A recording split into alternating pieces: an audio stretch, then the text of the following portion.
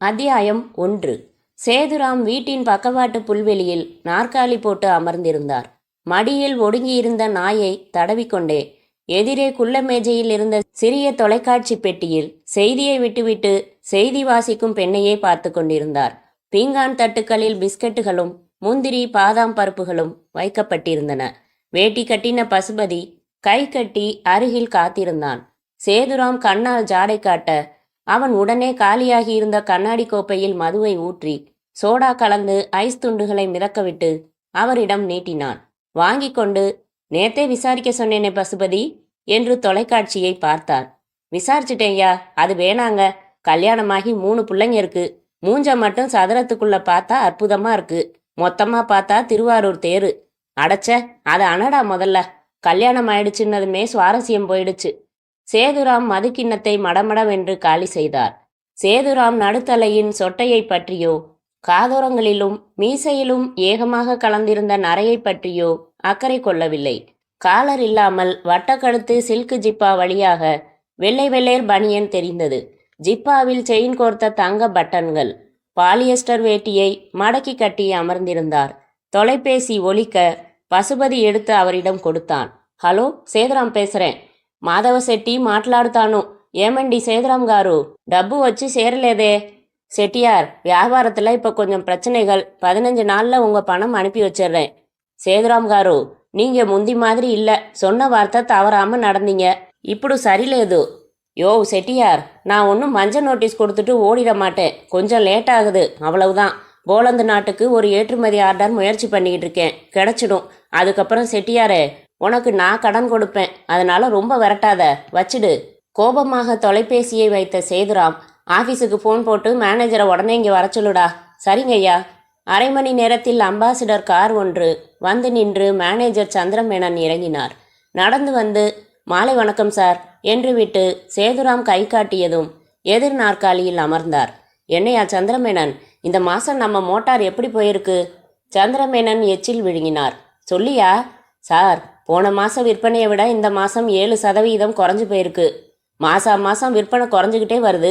நீங்கள் என்ன தான் செய்கிறீங்க? எவ்வளவு குறையுதுன்னு கணக்கு பார்க்குறத தவிர. சார், ஏற்கனவே 2 தடவை நாம் அதை பற்றி விவாதித்தோம். நினைவு இருக்கா சார்? மாவு அரைக்கிற மிஷினுக்கான மோட்டாரில் நம்ம தயாரிப்புகள் கடந்த 6 வருஷமாக முதலிடத்தில் இருந்தது. நமக்கு சரியான போட்டி இல்லை. ஆனால் போன வருஷம் தீபா மோட்டார்னு புது கம்பெனி வந்ததுலேருந்து நமக்கு சரிவு தான். நீலகண்டன் சரிக்கு சரி போட்டி கொடுக்குறாரு. அதைத்தான் கேட்குறேன். இத்தனை நாள் யாராலையும் நம்ம மோட்டரோட விற்பனையை அசைக்க முடியலை. இந்த நீலகண்டனால் மட்டும் எப்படி முடிஞ்சுது? மற்றவங்க எல்லாம் சின்ன அளவில் செய்தாங்க, அதனால நம்ம கூட போட்டி போட முடியலை. ஆனால் இவர் பெரிய அளவில் செய்கிறாரு. நிறைய பேங்க் மேனேஜர்களை சிநேகிதம் பிடிச்சிக்கிட்டு அதிக அளவில் கடன் வாங்கி முதலீடு செய்கிறாரு. விளம்பரத்துக்கு காசை தண்ணியாக செலவு செய்கிறாரு. ஏஜென்ட்டுகளுக்கு நாம் 25% கமிஷன் தர்றோம், அவர் 40% தர்றாரு. அதனால் ஏஜென்ட்டுகள் அவர் மோட்டாரை அதிகம் விற்கிறதுல ஆர்வம் காட்டுறாங்க. ஓஹோ, அதே 40% நாமும் தர வேண்டியது தானே? 40% நமக்கு கட்டுப்படி ஆகாது சார். ஏன்? நஷ்டம் வரும். அவனுக்கு மட்டும் எப்படி கட்டுப்படி ஆகுது? நம்ம ஏஜென்ட் ஒருத்தர் இதே கேள்வியை அவரை கேட்டிருக்கான். அதுக்கு அவர், சேது மோட்டாரோட வியாபாரத்தை இறக்கி என் தீபா மோட்டாரோட விற்பனையை ஓஹோன்னு நிலைநாட்டுற வரைக்கும் எனக்கு நஷ்டப்பட்டாலும் பரவாயில்லை, அதுக்கப்புறம் லாபம் சம்பாதிச்சுக்கிறேன்னு சொன்னாராம். சேதுராம் எதிரே அமர்ந்திருப்பது அந்த நீலகண்டனை போல சந்திரமேனனை அப்படி ஒரு முறை முறைத்தார். என்னோட போட்டி போட்டு இதுவரைக்கும் யாராச்சும் ஜெயிச்சிருக்கானாயா? இல்லை. இவன் ஏன் இப்படி மோதுறான்? அவனை பற்றி நானும் விசாரித்தேன். அனாதை பைய, கல்யாணம் ஆகாதவன். திடீர்னு ஏதாச்சும் ஒன்று ஆயிட்டா கடனுக்காக அவன் கம்பெனி வீடு எல்லாம் பேங்க்குகள் பங்கு போட்டுக்கிற நிலமை. இந்த லட்சணத்தில் எந்த தைரியத்தில் என்னோட மோதுறாமே? தன் தொழிலில் தான் முன்னேறணும்னு தீவிரமாக நினைக்கிறப்போ அது போட்டியில் கொண்டாந்து விட்டுடுது சார். எச்சரிக்கை செய்யணும். மலையோட முட்டினா மண்டை தான் உடையும்னு அவனுக்கு தெரியலை. இந்த போலந்து நாட்டு ஆர்டர் வந்துடட்டும், அதுக்கப்புறம் பாரு, நான் 50% கமிஷன் தரேன். அவன் மோட்டார் ஒன்று கூட விற்க முடியாமல் கதறிக்கிட்டு வந்து என் காலடியில் விழ வைக்கிறேன். சந்திரமேனன் மீண்டும் எச்சில் விழுங்கினார். ஏதோ சொல்ல வந்து தயங்கினார். சார் என்று மட்டுமே சொல்ல முடிந்தது. என்ன? வந்து போலந்து நாட்டு கம்பெனிக்காரங்க அந்த ஆர்டரை நீலகண்டனுக்கு கொடுத்துட்டாங்க. என்னது என்று எழுந்தே விட்டார் சேதுராம். இன்னைக்கு காலையில் நமக்கு ஃபோன் பண்ணி தகவல் சொன்னாங்க. நான் இதை எப்படி வந்து உங்ககிட்ட சொல்கிறதுன்னு தெரியாமல் மாதம் 2000 மோட்டார் வீதம் 3 வருஷத்துக்கு தொடர்ந்து அனுப்ப சொன்ன சுளையான ஆர்டர் அது. எவ்வளவு மெனக்கெட்டு பெரிய இடத்து சிபாரிசு எல்லாம் பிடிச்சு ஏற்பாடு செஞ்சேன். நமக்கே தர்றதா கடைசி வரைக்கும் அந்த கம்பெனி ஏஜென்ட் சொல்லிக்கிட்டு இருந்துட்டு இப்படி கவுத்துட்டானே, அவன் எப்படியா பிடிச்சான்? தெரியல சார், உங்களை விட இன்னும் பெரிய இடத்து சிபாரிசை பிடிச்சிருக்கலாம். தன் உள்ளங்கையில் தானே குத்தி கொண்ட சேதுராம், பிரமாதமான லாபம் கிடைக்கிற திட்டம் யாது? போச்சே, அவன் அள்ளிடுவான்யா. போச்சு, நம்ம மானமும் போச்சு, பேரும் போச்சு, கடகடன்னு மேலே போயிடுவான்யா என்றவர் தலையில் கை வைத்து கொண்டு அப்படியே தோய்ந்து அமர்ந்தார். மது பாட்டிலை எடுத்து வெறியோடு கடக் என்று குடிக்கத் துவங்கினார். அத்தியாயம் 2. மூர்த்தி தன் சைக்கிளுக்கு காற்றடித்த பையனுக்கு 2 ரூபாய் நாணயத்தை கொடுத்துவிட்டு தோளில் இருந்து சரிந்து கையில் விழுந்த கேமராவை மீண்டும் தோளில் சரியாக மாட்டிக்கொண்டு சைக்கிளை நகர்த்தி கொண்டு நடந்தான். மயிலாப்பூர் குளக்கரை அருகே வரும்போது சக்கரவண்டியில் அவித்த வேர்க்கடலை விற்று கொண்டிருந்தவனை பார்த்ததும் நிறுத்தி இறங்கினான். அவன் அருகில் சென்று கடலை வாங்கி கொண்டே, இந்த இடத்துல உங்களுக்கு நல்லா வியாபாரம் நடக்குதா என்று பேச்சை துவக்கினான். ஏன் சார், நீங்க ஒரு கடை போட போறீங்களா என்று சிரித்தான் அவன். இல்லப்பா, சும்மா கேட்டேன். ராமர் கோயில் விவகாரம் இருக்கே, அதை பத்தி உங்களுக்கு என்ன தெரியும்? என்னமோ பத்திரிகை நிருபர் கேட்குற மாதிரி கேட்குறீங்களே. நானும் ஒரு பத்திரிகை நிருபர் தான், அதானே பார்த்தேன். எந்த பத்திரிகை? எல்லா பத்திரிகையிலையும் நான் துணுக்கு, கட்டுரை, பேட்டி இதெல்லாம் கொண்டு போய் கொடுப்பேன். என் பேர் மூர்த்தி. இன்னும் பதில் சொல்லலையே நீங்க? ராமர் கோயில் கட்டுறது பற்றி பெருசாக பிரச்சனை ஆன சமாச்சாரம் எல்லாம் பேப்பரில் படித்தேங்க. அதை பற்றி நீங்கள் என்ன நினைக்கிறீங்க? பொதுவாக நல்ல மனசு உள்ள பெரியவங்க சாமி கும்பிட்றப்போ பார்த்துருக்கேன். எல்லாரையும் நல்லபடியாக காப்பாற்றுப்பான்னு மனசுருகி வேண்டுவாங்க. கோவில் கட்டுற விவகாரத்தில் பெரிய தலைவருங்க எத்தனை உசுறு அழிஞ்சாலும் போராடுவோம்னு சொல்கிறது சிரிப்பாக தாங்க இருக்குது. ஆதரிக்கிறவங்க எதிர்க்கிறவங்க 2 பேருமே அதுக்கான காரண காரியங்களை சொல்கிறாங்களே. 1000 சொல்லட்டுங்க. சாமி பேரால பிரச்சனை பண்ணிக்கிட்டு வெட்டிக்கிட்டு சாவுறது என்ன நியாயமுங்க? இந்த பிரச்சனைக்கு என்ன தீர்வுன்னு நினைக்கிறீங்க? என்னோட முப்பாட்டன் உங்களோட முப்பாட்டனோட சொத்தை அபகரிச்சிட்டாருன்னு வைங்க. நீங்களும் உங்கள் முப்பாட்டனை பார்த்ததில்ல, நானும் உங்கள் முப்பாட்டனை பார்த்ததில்ல. அந்த பகையில் இப்போ நான் வந்து உங்ககிட்ட சண்டை பிடிச்சா எப்படிங்க நியாயம்? அந்த மாதிரி தாங்க இருக்கு கதை. சமரசமாக போகணுங்க. எந்த மதமும் தாழ்ந்ததில்லைங்க. அவங்களுக்கு அவங்கவுங்க மதம் உயர்வு தாங்க. மற்றவங்க மத உணர்வுகளை மதித்து நடந்துக்கணுங்க. இந்த பிரச்சனையில் யாருமே வீம்பு பார்க்கக்கூடாது, வன்மம் பாராட்டக்கூடாது. ஏதோ எனக்கு தெரிஞ்சதை சொன்னேங்க. மூர்த்தி ஒரு நோட்டில் சரசரவென்று குறிப்புகளாக எழுதி கொண்ட பின் கடலை வண்டியுடன் சேர்த்து அவனை புகைப்படம் எடுத்துக்கொண்டு புறப்பட்டான். ராயப்பேட்டை மணிக்கூண்டில் இருந்து வலது பக்கம் திரும்பி ஓட்டினான். சற்று நேரத்தில் அந்த குறுக்கு சந்துக்குள் இருந்த பத்திரிகை அலுவலகத்தை அடைந்தான். 3 சக்கர சைக்கிளில் பார்சல் பண்டல்களை ஏற்றி கொண்டிருந்தார்கள். மூர்த்தி சைக்கிளை பூட்டி கொண்டு உள்ளே வந்தான். அலுவலக அமைப்பிலேயே தூரல் ஒரு சிறிய பத்திரிகை என்பதை பறைசாற்றி கொண்டிருந்தது. வணக்கம் மணி சார் என்று இவன் நுழைந்த அறையில் 4 மேஜைகள் போட்டு ஓவியர்களும் உதவி ஆசிரியர்களும் அடுத்த இதழின் தயாரிப்பில் ஈடுபட்டிருந்தார்கள். வாப்பா மூர்த்தி, டேய் 6 டீயா சொல்லிடு, உக்காரு, என்ன ஆச்சு நயன்தாரா சமாச்சாரம் என்றார் மணி கண்ணாடியை கலற்றி மேசை மேல் வைத்துவிட்டு. வெளியூர் ஷூட்டிங் போயிருக்காங்க சார், வந்ததும் பேட்டி எடுத்துடுறேன். என்னையா நீ, இதான் உன்னோட ரோதனை. எத்தனை நாளைக்கு முன்னாடியே சொன்னேன், அடுத்த வாரம் நயன்தாராவை அட்டையில் போடுறோம், உள்ள ஒரு சிறப்பு பேட்டி வந்தால் நல்லா இருக்கும்னு தானே உங்ககிட்ட சொன்னேன். 1 வாரமாக ஃபோன் பண்ணுறேன் சார். 2 தடவை நேர்லையும் போய் பார்த்துட்டேன். நிஜமாவே பவானி பக்கத்தில் ஷூட்டிங்குக்கு போயிருக்காங்க. வேணும்னா போக்குவரத்து செலவை ஒத்துக்கிறீங்களா? நான் நேரில் போய் எடுத்துக்கிட்டு வரேன். அந்த அளவுக்கு பெரிய பத்திரிக்கை இல்லையே நம்மளோடது. பின்ன நான் என்ன செய்வேன்? வேற என்ன விஷயம் வச்சிருக்க? ராம ஜென்ம பூமி விவகாரம் பற்றி பலதரப்பட்டவங்க கிட்ட பேட்டி எடுத்திருக்கேன். சரின்னு சொன்னால் இங்கேயே உட்காந்து 1 மணி நேரத்தில் எழுதி கொடுத்துட்டு போகிறேன். ஃபோட்டோ கூட எடுத்திருக்கேன். 4 பக்க கட்டுரையாக போடலாம். போடுறீங்களா? கொடுத்துட்டு போ, ஆசிரியர் வந்ததும் காமிக்கிறேன். இந்த மாதிரி 7 பேட்டிகள் உங்ககிட்ட கிடப்பில் இருக்குது. நீங்கள் வேணும் வேணாம்னு சொல்கிறதுக்குள்ள அந்த விஷயமே பழசா போய் மதிப்பில்லாமல் போயிடுது. கொஞ்சம் அலட்சியப்படுத்தாமல் கவனிங்க சார். மணி மௌனமாக வெற்றிலையின் மைய நரம்பை கிள்ளி எறிவதில் முனைந்திருந்தார். போன மாதம் வெளிவந்த 2 விஷயங்களுக்கு இன்னும் பணம் வரல சார். அப்படியா? செக்கு போட சொல்லிட்டாங்களே, பார்க்குறேன். போடலைன்னா நாளைக்கு போட்டு வச்சிடுறேன், வந்து வாங்கிக்க. ரூம் வாடகை கொடுக்கணும் சார். நாளைக்கு போட சொல்லிடுறேன்னு சொன்னேனே. சரி சார் என்று எழுந்து கொண்ட மூர்த்தி மறுபடி அமர்ந்து கொண்டு, சார் ஆனந்த விகடனில் சேர்த்து விடுறேன்னு சொன்னீங்களே, நினைவிருக்கா? சொன்னேன், கேட்டும் பார்த்தேன். அங்கே நிறைய பேர் இருக்காங்களாம். புதுசாக எந்த துறையிலையுமே சேர்த்துக்கிறதுக்கான வாய்ப்பு இப்போ இல்லையாம். சமயம் வரப்போ சொல்கிறேன்னாங்க. அந்த ராமஜென்ம பூமி பேட்டி எழுதி கொடுத்துட்டு போகிறதா இல்லையா? இல்லை சார், வேற ஒரு பத்திரிக்கையில் போடுறதா உறுதியாக சொல்லியிருக்காங்க. உடனே காசு கிடைக்கும், தப்பாக எடுத்துக்காதீங்க. அவசரமாக பணம் தேவைப்படுது. உங்கள் பத்திரிக்கைக்கு வேற ஏதாச்சும் கட்டுரையோ பேட்டியோ செய்தியோ கொண்டு வரேன், புறப்படுறேன். மூர்த்தி அந்த பத்திரிகை அலுவலகத்தை விட்டு வெளியில் வந்து தன் சைக்கிளை திறந்து புறப்பட்டான். அத்தியாயம் 3. சிவகிரி தன் சிகரெட்டை உதடுகளில் இருந்து எடுத்து பீங்கான் கிண்ணத்தின் குறுக்கே வைத்துவிட்டு 2 கைகளாலும் சீட்டுக்கட்டை கலைத்தான். விடுவிடுவென்று 3 பேர்களுக்குமாக மாற்றி மாற்றி 13 சீட்டுகளை போட்டான். ஜோக்கர் வெட்டப்பட்டதும் மேல் சீட்டை திறந்து வைத்து தனது சீட்டுகளை எடுத்து விசிறியாய் அடுக்கி கொண்டு பார்த்தான். ஒரு ஜோக்கர் கூட இல்லை, ரம்மியும் இல்லை. சீட்டுகளை கவிழ்த்து போட்டுவிட்டு நீங்க ஆடுங்க என்று 2 கைகளையும் கோர்த்து உயர்த்தி சோம்பல் முறித்த போது கை கடிகாரத்தில் மணி பார்த்து பதறினான். அட, மணி 7 போகுதா மச்சி? மத்தியானம் 2 மணிக்கு ஆட ஆரம்பிச்சோம், நேரம் போறதே தெரியறதில்ல இதுல.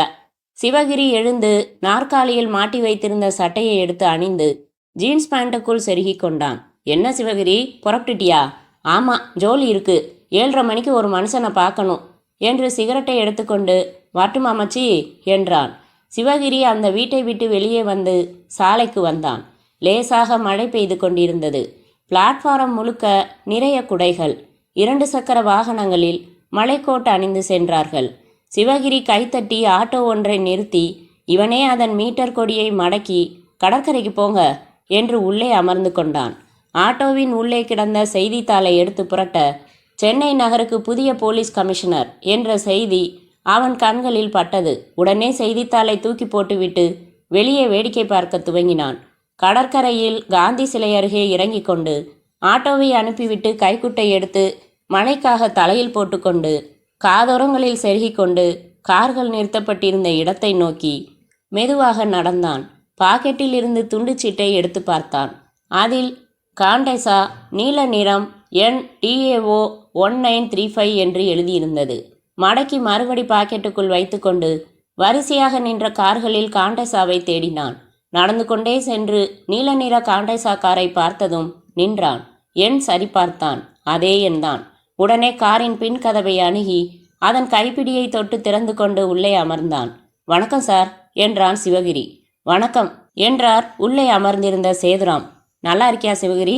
எனக்கு என்ன சார் குறைச்சல், நல்லா இருக்கேன். உங்களை பார்த்து 4-5 வருஷம் இருக்குமே. நான் பல வீடு மாறிட்டேன். எப்படி கரெக்டாக என் விலாசம் உங்களுக்கு தெரிஞ்சது சார்? எப்படி ஆள் அனுப்புனீங்க? அதான் சேதுராம், போலீஸை விட கொஞ்சம் அதிகமாக மூளை உள்ளவன்னா. சொல்லுங்க சார், என்ன காரியமாக வந்து பார்க்க சொன்னீங்க? பேசுவோம். பீர் சாப்பிட்றியா? காரில் பின்புறம் இருந்த 2 பீர் பாட்டில்களை எடுத்து ஒன்றை உடைத்து அவனிடம் கொடுத்து மற்றொன்றை உடைத்து தான் பருக துவங்கினார். சிவகிரி ஒரே மூச்சில் ஒட்டுமொத்த பாட்டிலையும் காலி செய்துவிட்டு பாட்டிலை பவ்யமாக தன் கால்களுக்கு அடியில் போட்டான். சிவகிரி, இந்த தடவை ஒரு பெரிய சமாச்சாரம். சொல்லுங்க, கையெடுக்கணுமா கால் எடுக்கணுமா? உயிரையே எடுக்கணும் சார். ஆமாம், நீலகண்டன்னு ஒரு ஆசாமி எனக்கு ஏகப்பட்ட நெருக்கடிகளை கொடுத்துக்கிட்டு இருக்கான். அவனை இதே போக்கில் வளர விட்டேன்னா கூடிய சீக்கிரத்தில் நான் மஞ்சள் நோட்டீஸ் கொடுக்க வேண்டியதுதான். அவனை தீர்த்துட்டா அவனோட கம்பெனியை எடுத்து நடத்த வேற சரியான ஆள் இல்லை. கம்பெனியே நின்றுடும். பழையபடி என் தொழில் செழிக்கும். எனக்கு போட்டியே பிடிக்கிறதில்ல. அதுக்காக சரி, அது உங்கள் குணம் தெரிஞ்சது தானே. நான் 2 தடவை கொலை செஞ்சுருக்கேன். கொலையாக செய்யலை, சும்மா உதச்சிட்டு வரலாம்னு போன இடத்துல படக்கூடாத இடத்துல பட்டு ஒருத்தன் செத்தான்.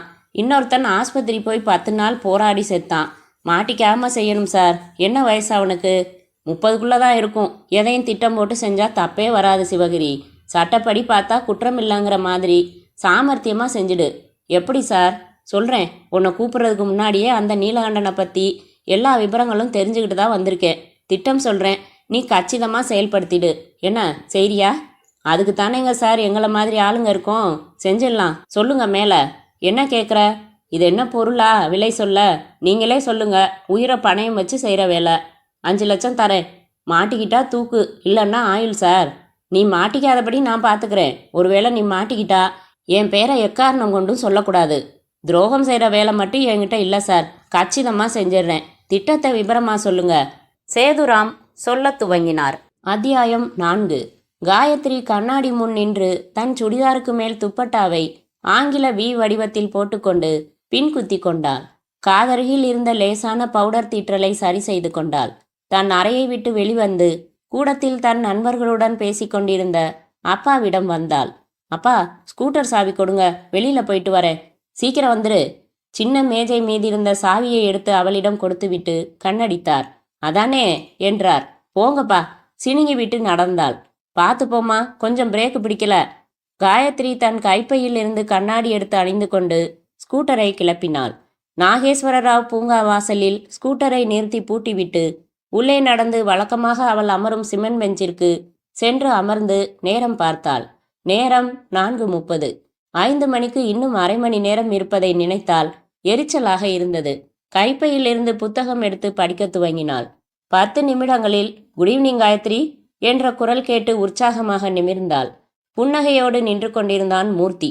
5 மணிக்கு தான் வருவேன்னு சொல்லிட்டு 20 நிமிஷம் முன்னாடியே வந்துட்டீங்களே, ஏன்? அவள் அருகில் அமர்ந்தான் மூர்த்தி.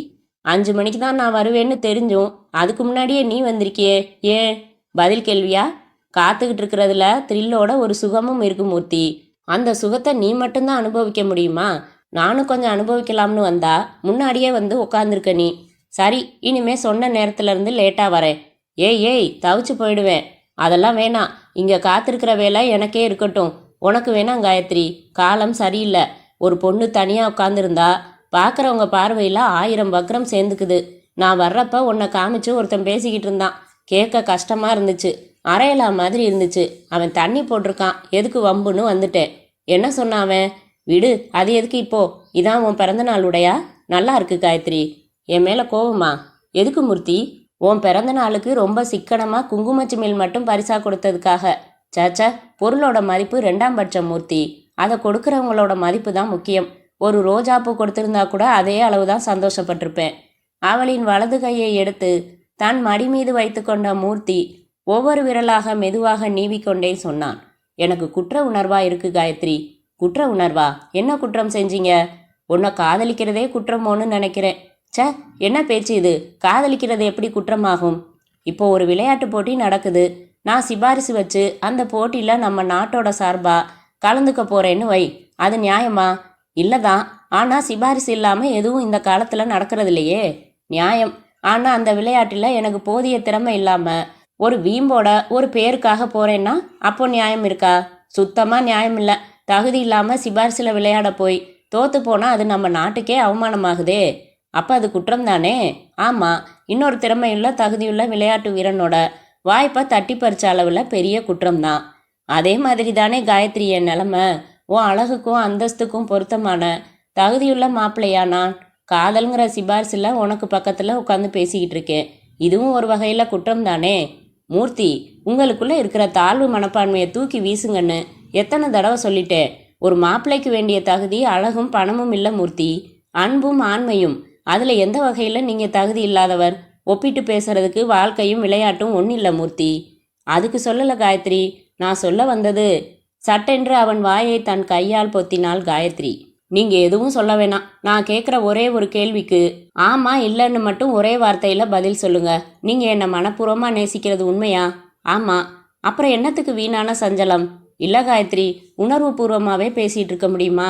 யதார்த்தத்தையும் யோசிக்கணும் இல்லையா? என்ன யதார்த்தம்? எனக்கு நிலையான வருமானம் இல்லை, ஒரு உறுதியான வேலை இல்லை, பத்திரிகை துறையில் ஒரு பெரிய நபரா ஒரு பெரிய நிரூபரா வரணும்னு 1000 கனவுகளோட ஊர்ல இருந்து வந்தேன். எங்கேயும் எனக்கு வேலை கிடைக்கல. அப்பப்போ சின்ன சின்ன பேட்டிகள், செய்தி துணுக்குகள்னு பல பத்திரிகைகளில் கொடுத்து ஏதோ சம்பாதிக்கிறேன். ஒரு பழைய கேமராவும் ஒரு பழைய ட்ரங்க் பெட்டியும் தவிர வேற எந்த சொத்தும் எனக்குன்னு சொந்தமாக இல்லை. முக்கியமான இன்னொரு சொத்தை மறந்துட்டீங்களே மூர்த்தி. என்ன அது? காயத்ரி என்று சொல்லி கண் சிமிட்டினாள். புன்னகைத்தான் மூர்த்தி. சென்னை வந்து எனக்கு கிடைச்ச ஒரே தெம்பு நீதான். உன்னை சந்திக்காம போயிருந்தா ஒருவேளை நான் தற்கொலை கூட செஞ்சுக்கிட்டு செத்து போயிருப்பேன். ஐயோ ஐயோ, இன்னைக்கு என்ன பேச்சே சரியில்லை. பயங்கரமான சோகம் பொழியிறீங்களே மூர்த்தி. இதோ பாருங்க, எனக்கு நம்பிக்கை இருக்கு. உங்க திறமை எனக்கு தெரியும். உங்க லட்சியம் நிறைவேறத்தான் போகுது. பத்திரிகை துறையில நீங்க பெரிய ஆளா வரத்தான் போறீங்க. விரக்தியாக சிரித்தான் மூர்த்தி. எப்படி? ஏதோ ஒரு சின்ன சம்பவம் கூட உங்களை ஒரே அடியா பிரபலப்படுத்தலாம். உங்க முயற்சியை விடாதீங்க. நிச்சயம் ஜெயிப்பீங்க. எங்க அப்பா கிட்ட உங்களை அழைச்சிக்கிட்டு போய் ஏற்கனவே அறிமுகப்படுத்தி விஷயம் எல்லாம் சொல்லி அவரும் சம்மதிச்சாச்சு. வேற என்ன தடை இருக்கு நம்ம வாழ்க்கையில? ஒரே வில்லன் என் வேலையின்மை தான் காயத்ரி. இன்னைக்கு பூரா இதே மனநிலையோட தான் நீங்க பேசிட்டு இருக்க போறீங்களா? அப்படின்னா நான் புறப்படுறேன்ப்பா. காயத்ரி எழுந்து கொண்டு செருப்புகளை அணிய அவள் கையை மென்மையாக பற்றி மெதுவாக தன் அருகில் அமர வைத்த மூர்த்தி உன் மனசை நோகடிச்சிருந்தா மன்னிச்சிடு என்றான். நான் மன்னிக்கணும்னா லஞ்சம் வேணும். லஞ்சமா? ஆமாம், மத்தியானம் கூட சரியா சாப்பிடல, லேசா பசிக்குது. அதோ சோளம் சுட்டு தராங்க பாருங்க, 2 வாங்கிட்டு வாங்க. வேற ஏதோ கேட்க போறேன்னு ஆசையா இருந்தேன். சீ போங்க. மூர்த்தி பூங்கா வாசலுக்கு வந்து சோளக்கட்டை வாங்கி கொண்டு அருகே இருந்த பூக்கடைக்கு வந்தான். அங்கிருந்த இளம் வயது பெண் பலமுறை பார்த்த அறிமுகத்தில் சிரித்து கைஜாடை காட்டி என்ன வேணும் என்பது போல கேட்டாள்.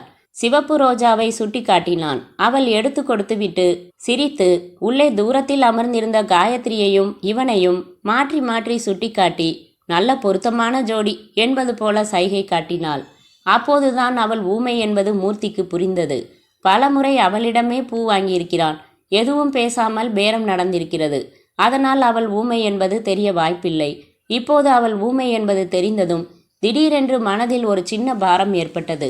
பிறவியிலிருந்தா நடுவுலையா என்றான். அவளுக்கு புரியவில்லை.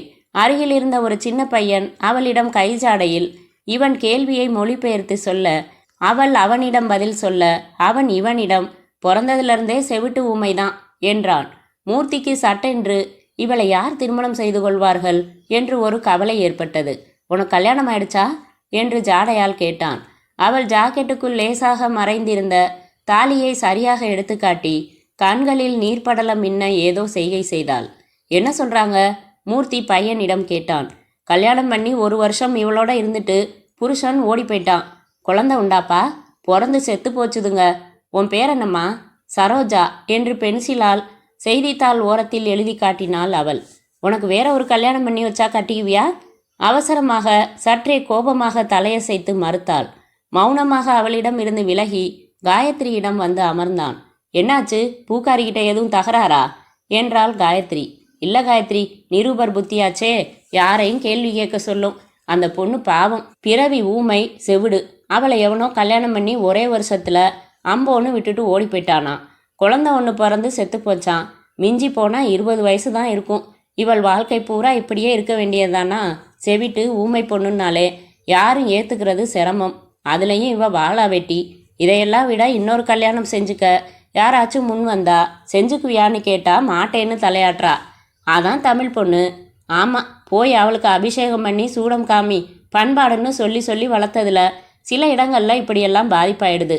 விதிகளை ஏற்றுக்க தயாராக இருக்கிற நாம விதிவிலக்குகளையும் ஏற்றுக்க தயாராக இருக்கணும் காயத்ரி.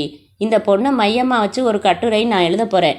வாழ்த்துக்கள் என்றாள் காயத்ரி சோளத்தை கடித்தபடி. அத்தியாயம் 5. நீலகண்டன் தன் மோட்டார் பைக்கை வீட்டின் வாசலில் நிறுத்திவிட்டு நேரம் பார்த்தான். மணி 9 நெருங்கிக் கொண்டிருந்தது. பேண்ட் பாக்கெட்டில் இருந்து சாவி எடுத்து வீட்டின் வாசல் பூட்டை திறந்து உள்ளே வந்து குழல் விளக்கின் சுவிட்சை போட்டான். தன் அறைக்கு வந்து அலுவலக பெட்டியை ஓரமாக வைத்துவிட்டு கழுத்துப்பட்டியை கலற்றினான். லுங்கி மாற்றிக்கொண்டான். கூடத்திற்கு வந்து அமர்ந்து தொலைக்காட்சியை போட்டுக்கொண்டான். மின்விசிறி மௌனமாக சுழன்று கொண்டிருந்தது. தெருமுனையில் காத்திருந்த சிவகிரி நீலகண்டன் தனது பைக்கில் வந்து வீட்டின் வாசலில் நிறுத்தி உள்ளே சென்றதை கவனித்தான். கடந்த 1 வாரமாக சிவகிரி நீலகண்டனை தொடர்ந்து கண்காணித்து வருகிறான். இரவு 9 மணி அளவில் வீடு திரும்பும் நீலகண்டன் அதன் பிறகு எங்கும் போவதில்லை. தொலைக்காட்சியில் நிகழ்ச்சி முடியும் வரை பார்ப்பது அதன் சத்தத்தில் இருந்து உணர முடிகிறது. அதன் பிறகு விளக்குகள் எல்லாம் அணைந்து போகும். 1 வாரமாக இப்படித்தான் நடக்கிறது. வீட்டில் வேறு யாருமே இல்லை. ஒரு வேலைக்காரன் கூட துணைக்கு இல்லை. சிவகிரி இன்றைக்கு தன் செயலை நிகழ்த்த தீர்மானித்திருந்தான். நீலகண்டன் உறங்கும் வரை காத்திருக்க வேண்டியது. அதன் பிறகு சற்று நேரம் கழித்து சென்று மணியை அழுத்த வேண்டியது. தூக்க கலக்கத்துடன் கதவை திறப்பான் அவன். கதவை திறக்க வைக்க அவன் கம்பெனியில் தீ பிடித்திருப்பதாக பரபரப்பாக சொல்ல வேண்டியது.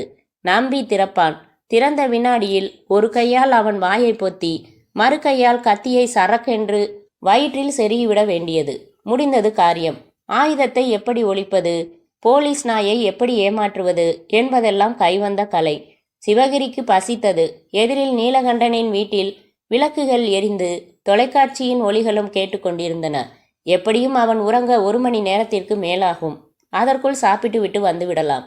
சிவகிரி நடந்து ஒரு இரவு நேர கடைக்கு சென்று அமர்ந்து அசைவ ஐட்டங்கள் சொல்ல துவங்கினான்.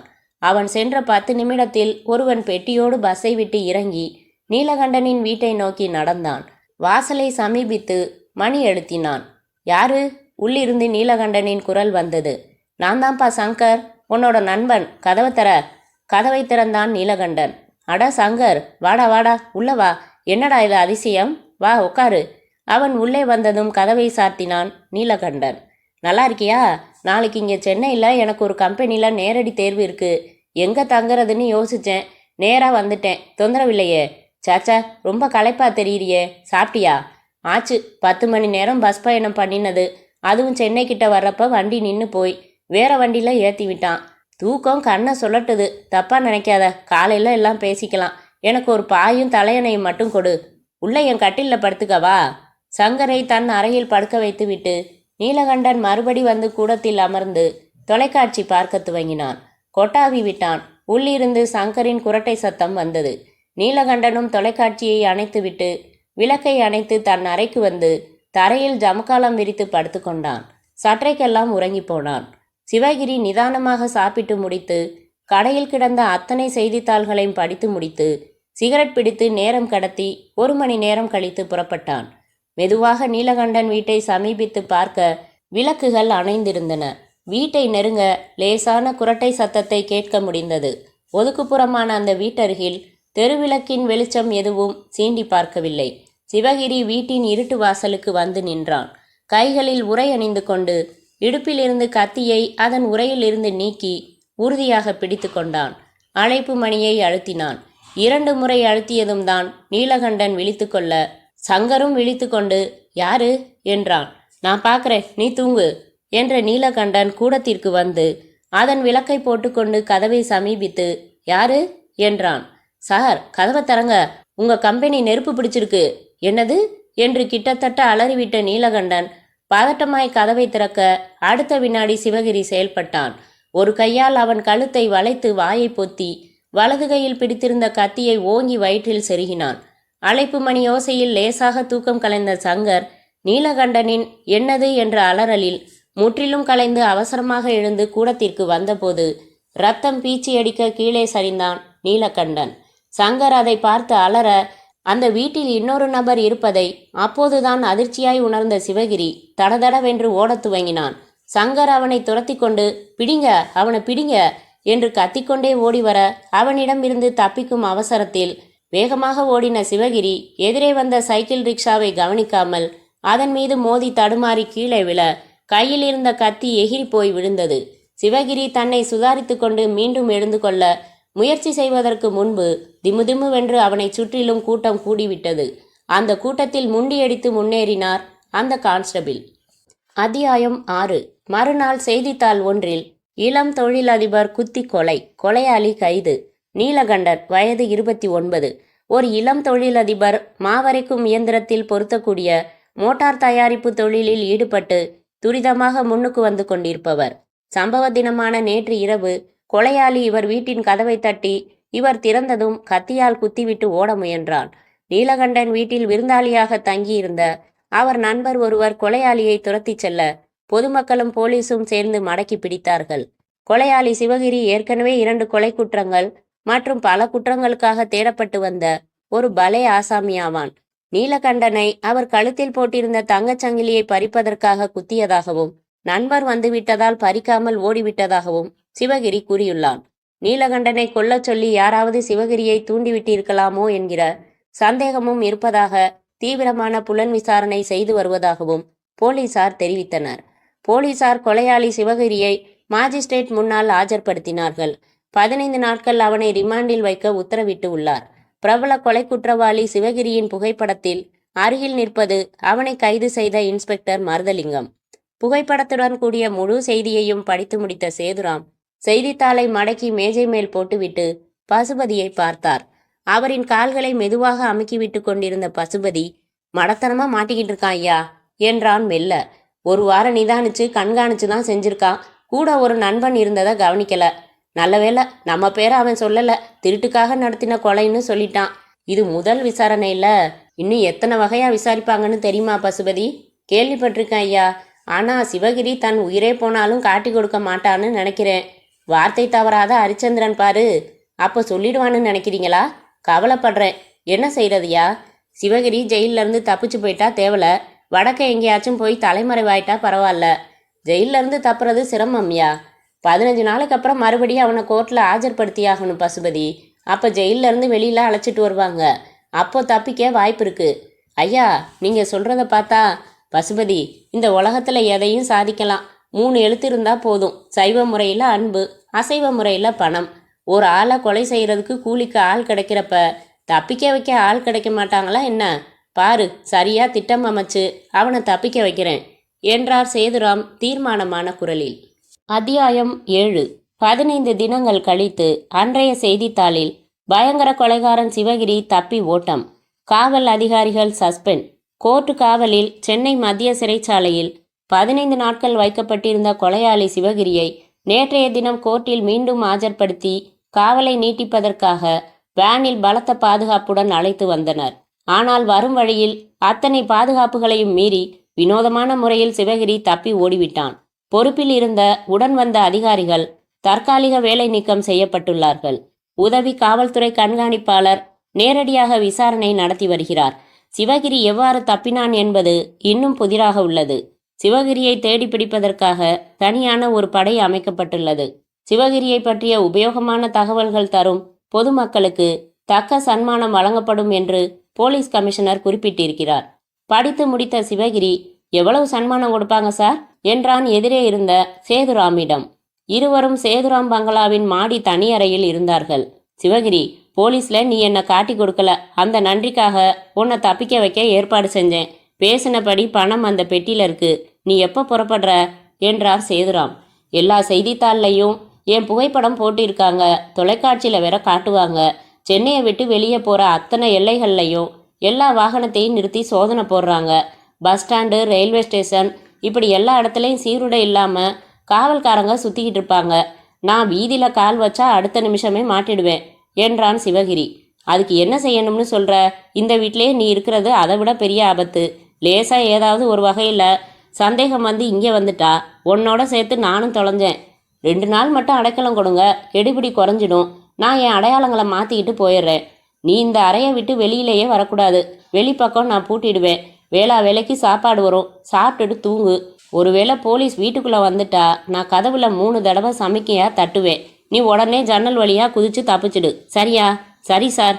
அறையை விட்டு வெளிவந்த சேதுராம் பூட்டி சாவியை தன் பாக்கெட்டில் வைத்துக்கொண்டு, பசுபதி, சமையல்காரனை வேலைக்காரனை எல்லாரையும் 4-5 நாள் விடுமுறையில் போக சொல்லிடு.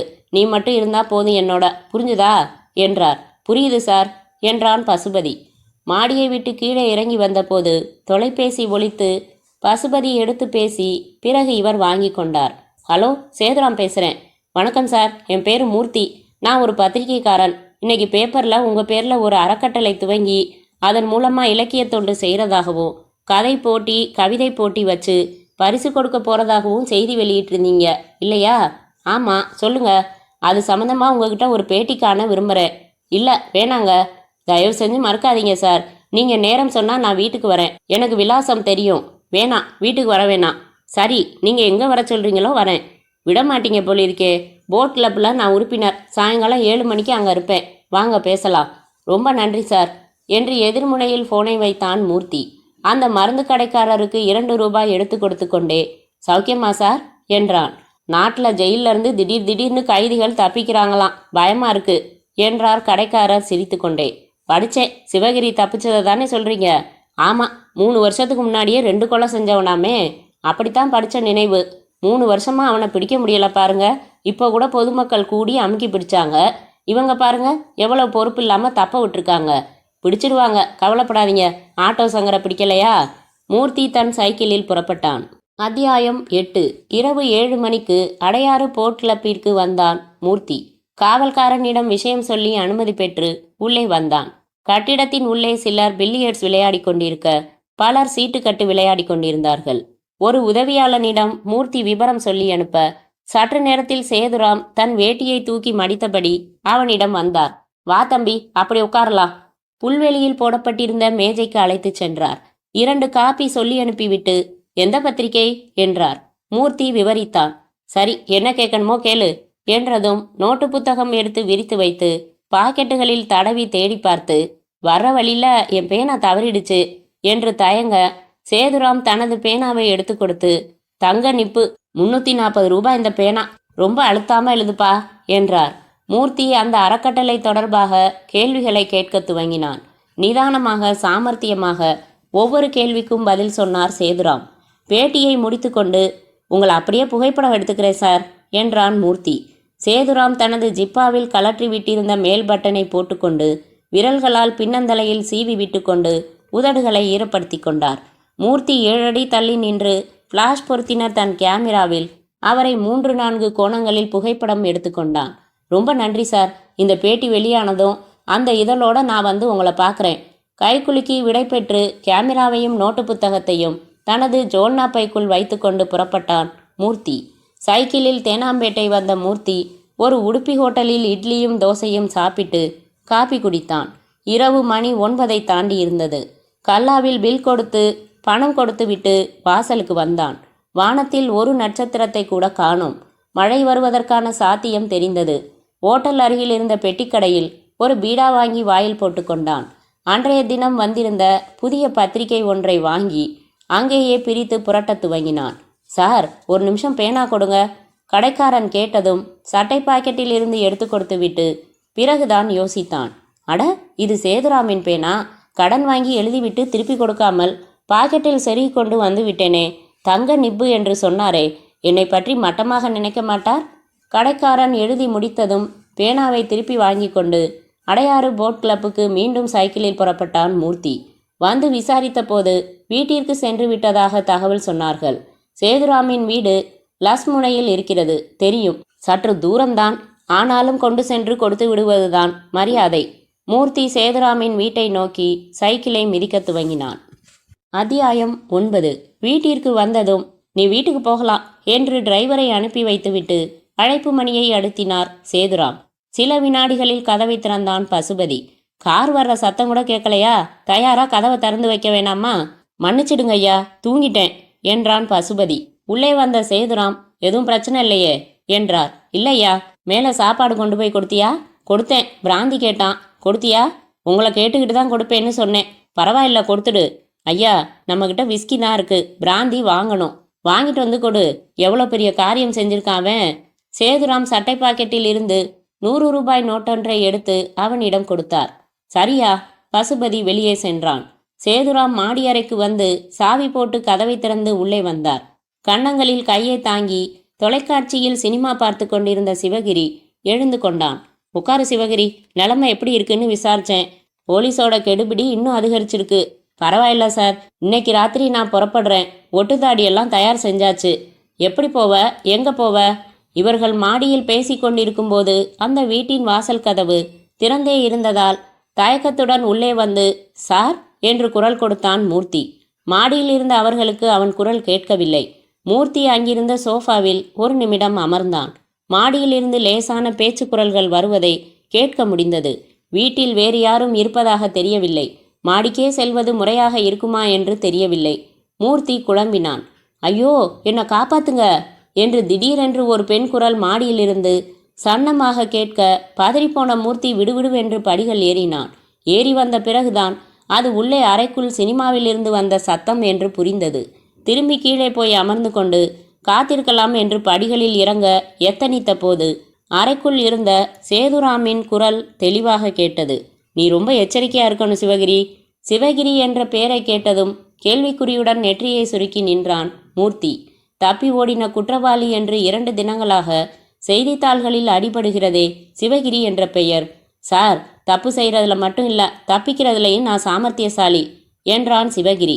மூர்த்தி மெதுவாக அறையின் வாசலை நோக்கி காலடி எடுத்து வைத்தான். கதவு முழுக்க சார்த்தப்படாமல் 1/2 அங்குல இடைவெளி இருந்தது. அந்த இடைவெளி வழியாக தனது ஒரு கண்ணை மட்டும் வைத்து பார்த்த மூர்த்தி அதிர்ந்து போனான். அதே சிவகிரிதான். போலீஸ் மாநிலம் முழுக்க தீவிரமாக தேடிக்கொண்டிருக்கும் ஒரு குற்றவாளிக்கு இந்த பெரிய மனிதருடன் என்ன தொடர்பு? எவ்வளவு பெரிய செய்தி இது! மூர்த்தி உடம்பின் ஒவ்வொரு அணுவிலும் பரபரப்பு சேர்ந்து கொண்டது. உன் சாமர்த்தியத்தை தான் பார்த்தமே. எத்தனை அழகா திட்டம் போட்டு கொடுத்தேன். அதை புறக்கணிச்சிட்டு உன் வழியில நீயா ஒரு திட்டம் போட்டே பைத்தியக்காரத்தனமா மாட்டின. சார், திட்டம் எல்லாம் சரிதான். அந்த வீட்டில் இன்னொருத்தன் இருப்பான்னு நான் எதிர்பார்க்கல.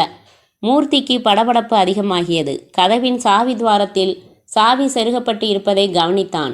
இப்போது என்ன செய்யலாம்? மெதுவாக ரகசியமாக இந்த அறையை பூட்டி சாவியை எடுத்துக்கொண்டு போலீஸுக்கு ஃபோன் செய்துவிட்டால் அதற்கு முன்னால் ஒரு புகைப்படம் இருவரையும் சேர்த்து எடுத்து விடுவது நல்லது. நாளைக்கு எந்த வகையிலும் சேதுராம் தனக்கு அவனுடன் தொடர்பில்லை என்று மறுக்க முடியாது. மூர்த்தி தன் ஜோல்னா பையில் இருந்து கேமராவை எடுத்தான். அதனுடன் பொருத்தியிருந்த ஃப்ளாஷ் சாதனத்தை நீக்கினான். வெளிச்சம் அடித்தால் எச்சரிக்கையாகி விடுவார்கள். உள்ளே போதுமான வெளிச்சம் இருக்கிறது, சும்மாவே எடுக்கலாம். மூர்த்தி கேமராவின் லென்ஸ் கவரை கையில் எடுத்துக்கொண்டு கதவின் இடைவெளியை லேசாக அதிகரித்து கொண்டு ஒடுங்கி நின்று கண்ணுக்கு முன்னால் கேமராவை வைத்து உள்ளே இருந்த இருவரையும் கோணம் பார்க்க துவங்க பசுபதி பிராந்தி பாட்டிலுடன் வாசலை அணுகினான். புதிதாக ஒரு சைக்கிள் நிற்பதை பார்த்தான். இந்த வீட்டிற்கு சைக்கிளில் இந்த நேரத்தில் யார் வந்திருப்பது? தந்தி கொடுக்க வந்த தபால்காரரா என்றால் கூட வாசலோடு போய்விடுவானே. பல்வேறு சிந்தனைகளுடன் பசுபதி உள்ளே வந்து மேலே பார்க்க சிவகிரி உள்ள அரைவாசலில் ஒரு ஆசாமி முதுகு காட்டிக்கொண்டு கேமராவில் படம் எடுக்க முயன்று கொண்டிருப்பதை பார்த்தான். ஏற்பட்ட அதிர்ச்சியில், டேய் யாரா அது, என்ன செய்ற என்று கத்திவிட்டான் பசுபதி. ஆனால் அதற்குள் கிளிக் என்று படம் எடுத்து முடித்துவிட்ட மூர்த்தி கீழே இருந்து வந்த அதட்டல் குரலில் அதிர்ந்தான். பசுபதியின் குரல் அறைக்குள் கேட்க உடனே எச்சரிக்கை அடைந்த சேதுராம் அரைவாசலுக்கு ஓடி வந்தார். கதவில் மோதினார். அந்த மோதலில் மூர்த்தியின் கதவை பூட்டும் முயற்சி தோற்று போய் தடுமாறி கீழே விழுந்தான். மூர்த்தி உடனே எழுந்து ஓடினான். படிகளில் ஏறி வந்த பசுபதி, ஐயா படம் எடுத்துட்டான், உங்க 2 பேரையும் படம் எடுத்துட்டான் என்று கத்திக்கொண்டே அவனை பிடிக்க வர உடனே அவனை பிடிக்கும் முயற்சியில் சேதுராமும் சிவகிரியும் கூட சேர்ந்து கொண்டார்கள். மூர்த்தி படிகளில் இறங்கிக் கொண்டே ஏறி வரும் பசுபதியின் நெஞ்சில் ஒரு உதைவிட்டு அவனை தடுமாறி விழ வைத்து பங்களாவின் வாசலை நோக்கி மின்னல் வேகத்தில் ஓடினான். பசுபதி, அவனை பிடிச்சே தீரணும், அந்த கேமரா வேணும், அவனை தீர்த்து கட்டணும், பிடி பிடி. பதட்டமாக கத்திக்கொண்டே சேதுராம் ஓடி வந்து கூடத்தின் வளவளப்பான மொசைக் தரையில் பிடிப்பு கிடைக்காமல் தடுமாறி விழுந்தார். தன் பேண்ட் பாக்கெட்டில் இருந்து ஒரு ஒட்டுத்தாடியை எடுத்து தன் தாடையில் அவசரமாக பொருத்தி கொண்ட சிவகிரி, நான் பார்த்துக்கிறேன், கவலைப்படாதீங்க, பசுபதி நீயும் வா என்னோட என்று ஓடினான். பசுபதியும் சிவகிரியும் வாசலை அடையும் போது மூர்த்தி தூரத்தில் சைக்கிளில் வேகமாக செல்வது தெரிந்தது. பின்னால் ஓடி வந்த சேதுராம், இந்தா சிவகிரி என்று தன் கார் சாவியை தூக்கி எறிந்தார். அவனை உயிரோட கொண்டு வரப்பாரு, முடியலன்னா தீத்துடு, அவன் படம் எடுத்த படச்சொல்ல எப்படியும் கைப்பற்றிடு, இல்லைன்னா 2 பேருக்கும் ஆபத்து, போ சீக்கிரம். மூர்த்தி இறைக்க இறைக்க சைக்கிளை மிதித்தான். நிச்சயமாக தன்னை தொடர்வார்கள் என்று புரிந்தது. நாகேஸ்வரராவ் பூங்கா அருகே அவன் வந்தபோது அந்த பூக்கடை மூடப்பட்டு அருகில் பெஞ்சில் போர்த்தி கொண்டு படுத்திருந்த அந்த பெண் சரோஜா தெரிந்தாள். மூர்த்தி உடனே சைக்கிளை ஓரமாக நிறுத்தி அவசரமாக தன் கேமராவுக்குள் இருந்த பிலிம் சுருளை கலற்றி வெளியில் எடுத்தான். வேறு ஒரு சுருளை உள்ளே போட்டு மூடினான். வெளியில் எடுத்த சுருளை எடுத்துக்கொண்டு ஓட்டமாய் அந்த பெண்ணிடம் வந்தான். இவன் வந்த ஓட்டத்தில் அவளே தூக்கம் கலைந்து எழுந்து விட்டாள். அவள் கையில் ஒரு பிலிம் சுருளை கொடுத்து, என்னோடு ஒரு பெண் இங்கே வருவாளே, அவள் வந்து கேட்பாள், அப்போது அவளிடம் கொடுத்துவிடு என்கிற அர்த்தத்தில் சைகை காட்டினான் மூர்த்தி. அவள் புரிந்து கொண்டதைப் போல தலையை அசைத்தாள். மூர்த்தி மறுபடியும் சைக்கிளை எடுத்துக்கொண்டு வேகமாக மிதித்தான். அருகில் எங்காவது சென்று காயத்ரிக்கு ஃபோன் செய்து சொல்ல வேண்டும். ஆழ்வார்பேட்டை நோக்கி அதிவேகத்தில் அவன் மிதித்தான். சற்று தூரத்தில் காரில் அவனை தொடர்ந்த சிவகிரி தன் அருகில் அமர்ந்திருந்த பசுபதியை பார்த்து சிரித்து, இப்ப பாரு என்று காரின் ஆக்சிலேட்டரை மேலும் அழுத்தி வேகப்படுத்தினான். மூர்த்தி தனக்கு பின்னால் வரும் காரில் இருந்து தப்பிக்க முயன்றும் அந்த கார் படுவேகத்தில் அவனை சைக்கிளுடன் சேர்த்து தூக்கி எறிந்தது. அத்தியாயம் 10. 1 மணி நேரத்திற்கு பிறகு, கைகுடு சிவகிரி என்றார் சேதுராம். சந்தேகமில்லையே, ஆள் காலிதானே? ஸ்பாட்லேயே காலி சார். காரை கொண்டு போய் சுத்தமாக கழுவி எடுத்துக்கிட்டு வந்துட்டேன். அவன் கேமராவில் இருந்த ஃபிலிம் சுருளை வெளியில் எடுத்துட்டேன்.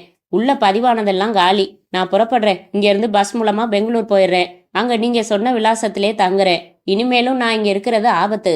பணப்பெட்டியுடன் ஒட்டுதாடியுடன் சிவகிரி புறப்பட்டான். சேதுராம் பெருமூச்சு விட்டார். மறுபடி விவகாரம் எதுவும் வராமல் இருக்கணும் என்றான் பசுபதி. அந்த பத்திரிகைக்காரன் என்னை போட் கிளப்பில் பேட்டி எடுத்தான், போயிட்டான். அவன் எதுக்காக மறுபடி வீடு தேடி வந்தான்? இப்படி அற்பாயசில் சாகிறதுக்காகத்தான். இப்போ கூட இந்த கொலையும் சட்டப்படி குற்றம் இல்லை பசுபதி. ஏன்னா சட்டத்தோட பார்வையில் இது ஒரு விபத்து. யாரோ ஒருத்தன் ராத்திரி நேரத்தில் தண்ணி அடிச்சிட்டு நிதானம் இல்லாமல் காரை ஓட்டி மோதிட்டு போயிட்டான்னு தானே போலீஸ் நினைக்கும். அந்த நேரத்தில் அந்த சாலையில் யாருமே இல்லாதால நம்ம காரையோ அதோட எண்ணெயோ யாரும் கவனிக்கலன்னு சொன்ன. அதுவும் நமக்கு சாதகமான விஷயமா தான் இருக்கு பாரு என்றார் சேதுராம். அத்தியாயம் 11. மறுநாள் மாலை செய்தித்தாளில் சாலை விபத்தில் வாலிபர் மரணம் என்ற தலைப்புச் செய்தியுடன் அந்த செய்தி துவங்கியிருந்தது. ஆழ்வார்பேட்டை அருகில் நேற்றிரவு சைக்கிளில் சென்ற வாலிபர் மீது ஒரு கார் மோதியதில் அவர் அந்த இடத்திலேயே துடிதுடித்து இறந்தார். விபத்தை ஏற்படுத்திய கார் நிற்காமல் விரைந்து சென்று விட்டதாக சொல்லப்படுகிறது. அந்த காரை போலீசார் தேடி வருகின்றனர். மரணமடைந்த வாலிபரின் பெயர் மூர்த்தி. இவர் ஒரு இளம் பத்திரிகையாளர் என்றும் வார மாத இதழ்களுக்கு சிறிய கட்டுரைகளும் பேட்டிகளும் எழுதி வந்தார் என்றும் கூறப்படுகிறது. இவரது மணிப்பர்சில் இருந்த விலாசத்தை வைத்து தகவல் தெரிவிக்கப்பட்டு இவரது காதலி காயத்ரி அரசாங்க ஆஸ்பத்திரிக்கு வந்து அழுத காட்சி மனதை உலுக்குவதாக இருந்தது. இறந்த மூர்த்திக்கு வேறு உறவுகள் இல்லை என்பதால் அவரின் உடலை அவர் காதலி காயத்ரியே பெற்றுக்கொண்டு மின்சார தகனத்திற்கு ஏற்பாடு செய்தார். நானும் மூர்த்தியும் ஒருவரை ஒருவர் மனதார நேசித்து வந்தோம். தனக்கு ஒரு நிரந்தர வேலை கிடைக்கவில்லையே என்ற ஆதங்கம் அவருக்கு எப்போதும் உண்டு. சமூக கொடுமைகள் மேல் அசாத்தியமான கோபம் வரும். பத்திரிகை உலகில் பெரிய நபராக வரவேண்டும் என்பதை வாழ்வின் லட்சியமாக கொண்டிருந்தார். விரைவில் நாங்கள் இருவரும் திருமணம் செய்து கொள்ள இருந்தோம். இந்த சூழ்நிலையில் விதி எங்கள் வாழ்வில் விளையாடிவிட்டது என்று காயத்ரி கண்ணீர் மல்க நம் நிருபரிடம் தெரிவித்தார். செய்திக்கு அருகில் மூர்த்தியின் புகைப்படமும் வெளியிடப்பட்டிருந்தது. முழங்கால்களை கட்டிக்கொண்டு அமர்ந்து ஜன்னல் வழியாக வெளியே வெறித்து பார்த்து கொண்டிருந்த காயத்ரியின் தோளில் மெதுவாக கை வைத்தார் அவள் அப்பா. திரும்பி பார்த்த அவள் உதடுகள் துடிக்க பொங்கி அழுது அவரின் கைகளில் தன் முகத்தை புதைத்து கொண்டாள். அவள் தலையை ஆறுதலாக வருடியபடி, உனக்கு என்ன ஆறுதல் சொல்றதுன்னு எனக்கு தெரியலம்மா, காலம்தான் உன் மனசை தேத்தணும் என்றார். எவ்வளவு கனவு கண்டோம் தெரியுமாப்பா, அவருக்குள்ள எத்தனை ஆசைகள் தெரியுமா, சாக வேண்டிய வயசாயுது, ஏன் இப்படி ஆச்சு, நாங்க யாருக்கு என்ன கெடுதல் செஞ்சோம். காயத்ரி அழாத, அமைதியாரு. மறுநாள் காலையில் காயத்ரி அமைதியாக புறப்பட்டாள். எங்கேம்மா புறப்பட்ட? நாங்கள் வழக்கமாக சந்திச்சுக்கிற நாகேஸ்வரராவ் பூங்கா வரைக்கும் போயிட்டு வந்துடுறேன்ப்பா. வேணாம்மா, அங்கே போனால் உன் துக்கம் அதிகமாகும். என்னை தடுக்காதீங்கப்பா, எனக்கு ஆறுதலாக இருக்கும்னு தோணுது. அப்படின்னா போயிட்டு வாம்மா. காயத்ரி ஒரு ஆட்டோ அமர்த்தி கொண்டு பூங்கா வந்தாள். வழக்கமாக அவளும் மூர்த்தியும் அமரும் அந்த சிமெண்ட் பெஞ்சுக்கு வந்து அமர்ந்தாள். இதே இடத்தில் எத்தனை மாலைகள், எத்தனை வார்த்தைகள் மனம் விட்டு பேசியிருக்கிறோம். எங்கள் நெருக்கம் படிப்படியாக வளர்ந்ததே இந்த இடத்தில்தான். இதோ இங்கே என் அருகில் அவர் அமர்ந்திருப்பார். இப்போது இல்லை. என்ன மாயையான வாழ்க்கை! உணர்வுகள் அழிவதில்லை, ஆனால் உருவங்கள் அழிந்து போய்விடுகின்றனவே. எண்ணம் என்பதும் நினைவு என்பதும் பல சந்தர்ப்பங்களில் அவஸ்தை. புத்தகத்தை கிழித்து போடுவதற்கு வாய்ப்பிருப்பது போல நினைவு என்னும் புத்தகத்தில் சில பக்கங்களை ஒழிப்பதற்கான வாய்ப்பு இருந்தால் வேதனை என்பதே கிடையாது. பூக்கடைக்காரி சரோஜா அருகாமை டீக்கடையில் பன்னும் டீயும் சாப்பிட்டுவிட்டு தன் கடைக்கு திரும்பும்போது உள்ளே பூங்காவிற்குள் காயத்ரி அமர்ந்திருப்பதை பார்த்தாள்.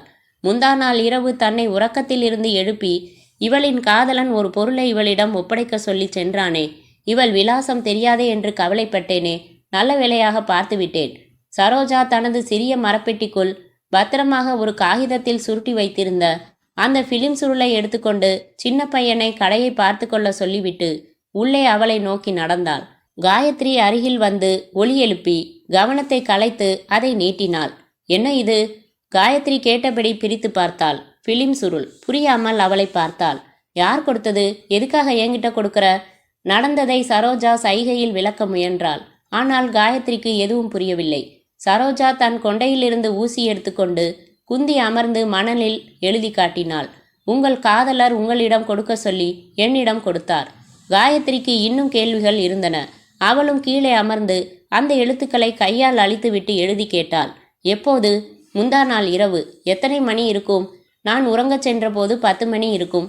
அதன் பிறகு அவசரமாக சைக்கிளில் வந்து கொடுத்தார். மூச்சிரைத்தது. பரபரப்பாக கொடுத்துவிட்டு ஆழ்வார்பேட்டை பக்கம் சென்றார். காயத்ரிக்கு உள்ளே ஏதோ புரிந்தும் புரியாமலும் குழம்பியது. மரண பரிசோதனைப்படி இறந்த நேரம் 10:45. இறந்த இடம் ஆழ்வார்பேட்டை அருகில். இவள் சொல்வதை பார்த்தால் இவளை கடந்து சென்ற பிறகுதான் விபத்து நடந்திருக்கிறது. இது என்ன பிலிம் சுருள்? சம்பந்தமே இல்லாமல் இவளிடம் அவசரமாக எதற்காக கொடுக்க வேண்டும்? இதில் என்ன இருக்கிறது? சரோஜா அவள் தோளில் தட்டி தான் எழுதியுள்ளதை காட்டினாள். அவர் வரவில்லையா? குபுக்கென்று காயத்ரிக்கு கண்ணீர் முட்டியது. பாவம், இவளுக்கு அவர் மரணமடைந்தது தெரியவில்லை. தன் பதிலை எழுதி காட்டினாள் காயத்ரி. முந்தா நாள் இரவு ஆழ்வார்பேட்டை அருகில் கார் விபத்தில் இறந்து போய்விட்டார்.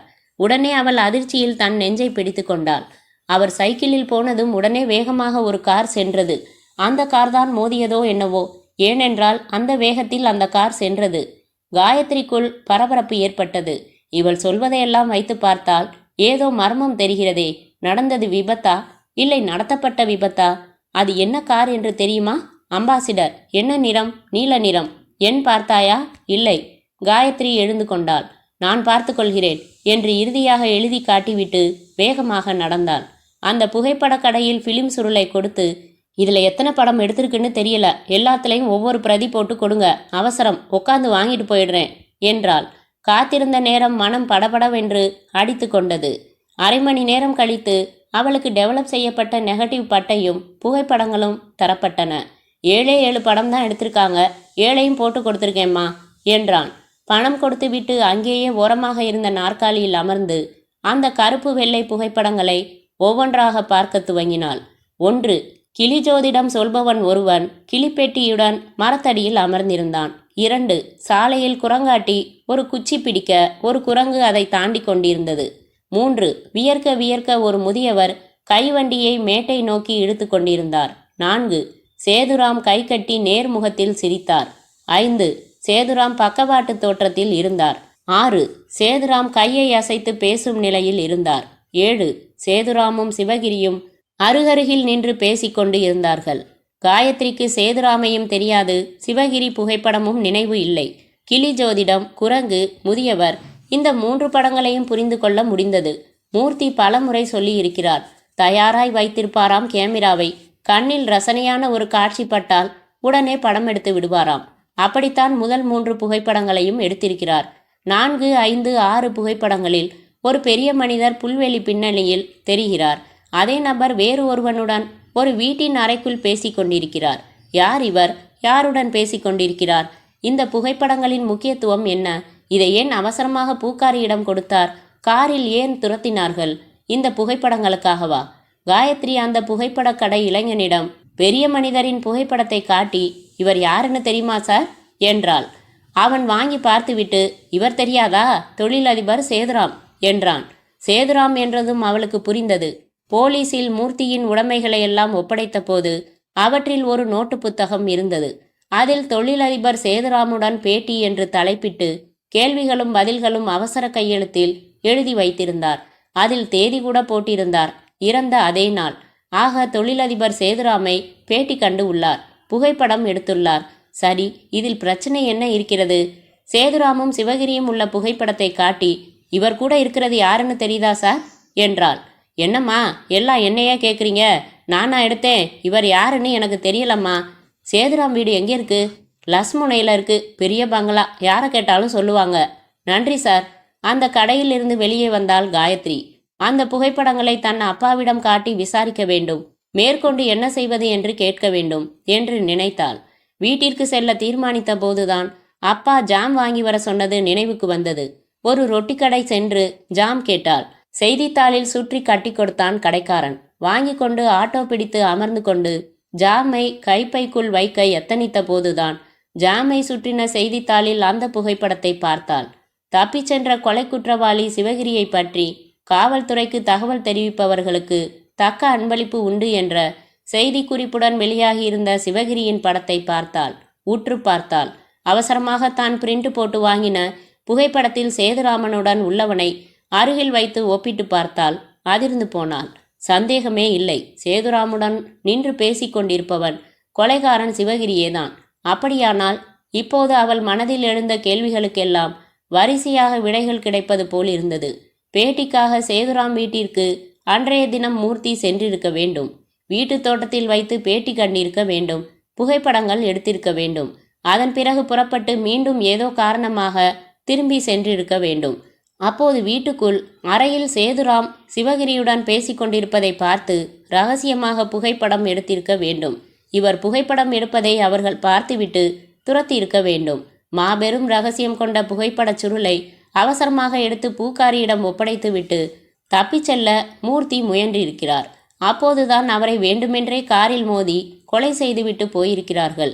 போலீஸ் ஒப்படைத்த உடைமைகளில் மூர்த்தியின் கேமரா இல்லை. ஆக காரில் மோதிவிட்டு கேமராவையும் எடுத்து சென்றிருக்க வேண்டும். பாவிகளா, பச்சை கொலையை விபத்தாக மாற்றிவிட்டார்களே. இப்போது என் வசம் மாபெரும் ஆதாரம் இருக்கிறது. நடந்த உண்மைகள் அத்தனையையும் சொல்லும் ஆதாரம். பூக்காரியின் சாட்சியம் வேறு உள்ளது. அந்த சேதுராமை உள்ளே தள்ளி தண்டனை வாங்கி கொடுத்தே ஆக வேண்டும். டிரைவர், வண்டியை பக்கத்தில் இருக்கிற போலீஸ் ஸ்டேஷனுக்கு விடுங்க என்றாள் காயத்ரி. ஆட்டோ டிரைவர் திரும்பி பார்த்து காரணம் புரியாமல் விழித்து பிறகு போலீஸ் ஸ்டேஷனை நோக்கி செலுத்தினான். அத்தியாயம் 12. இன்ஸ்பெக்டர் ராமநாதன் தன் தொப்பியை கழற்றி மேசை மேல் வைத்துவிட்டு கைக்குட்டையால் தலையை அழுத்தி துடைத்து கொண்டே, முதல்ல பதறாம உட்கார்மா என்றார். காயத்ரி அவருக்கு எதிர் நாற்காலியில் அமர்ந்தாள். அந்த அறையில் அவர்கள் இருவர் மட்டுமே இருந்தார்கள். காயத்ரி நிதானமாக எல்லாம் விவரித்தாள். நெகட்டிவ்களையும் புகைப்படங்களையும் எடுத்து கொடுத்தாள். அட பெருமாளே என்று வியந்தார் ராமநாதன். சேதுராம் ரொம்ப நல்ல பேர் எடுத்திருக்கிற பெரிய மனுஷன். அவன்தான் தன் தொழிலெதிரி நீலகண்டனை தீர்த்துக்கட்ட சிவகிரியை ஏற்பாடு செஞ்சதா?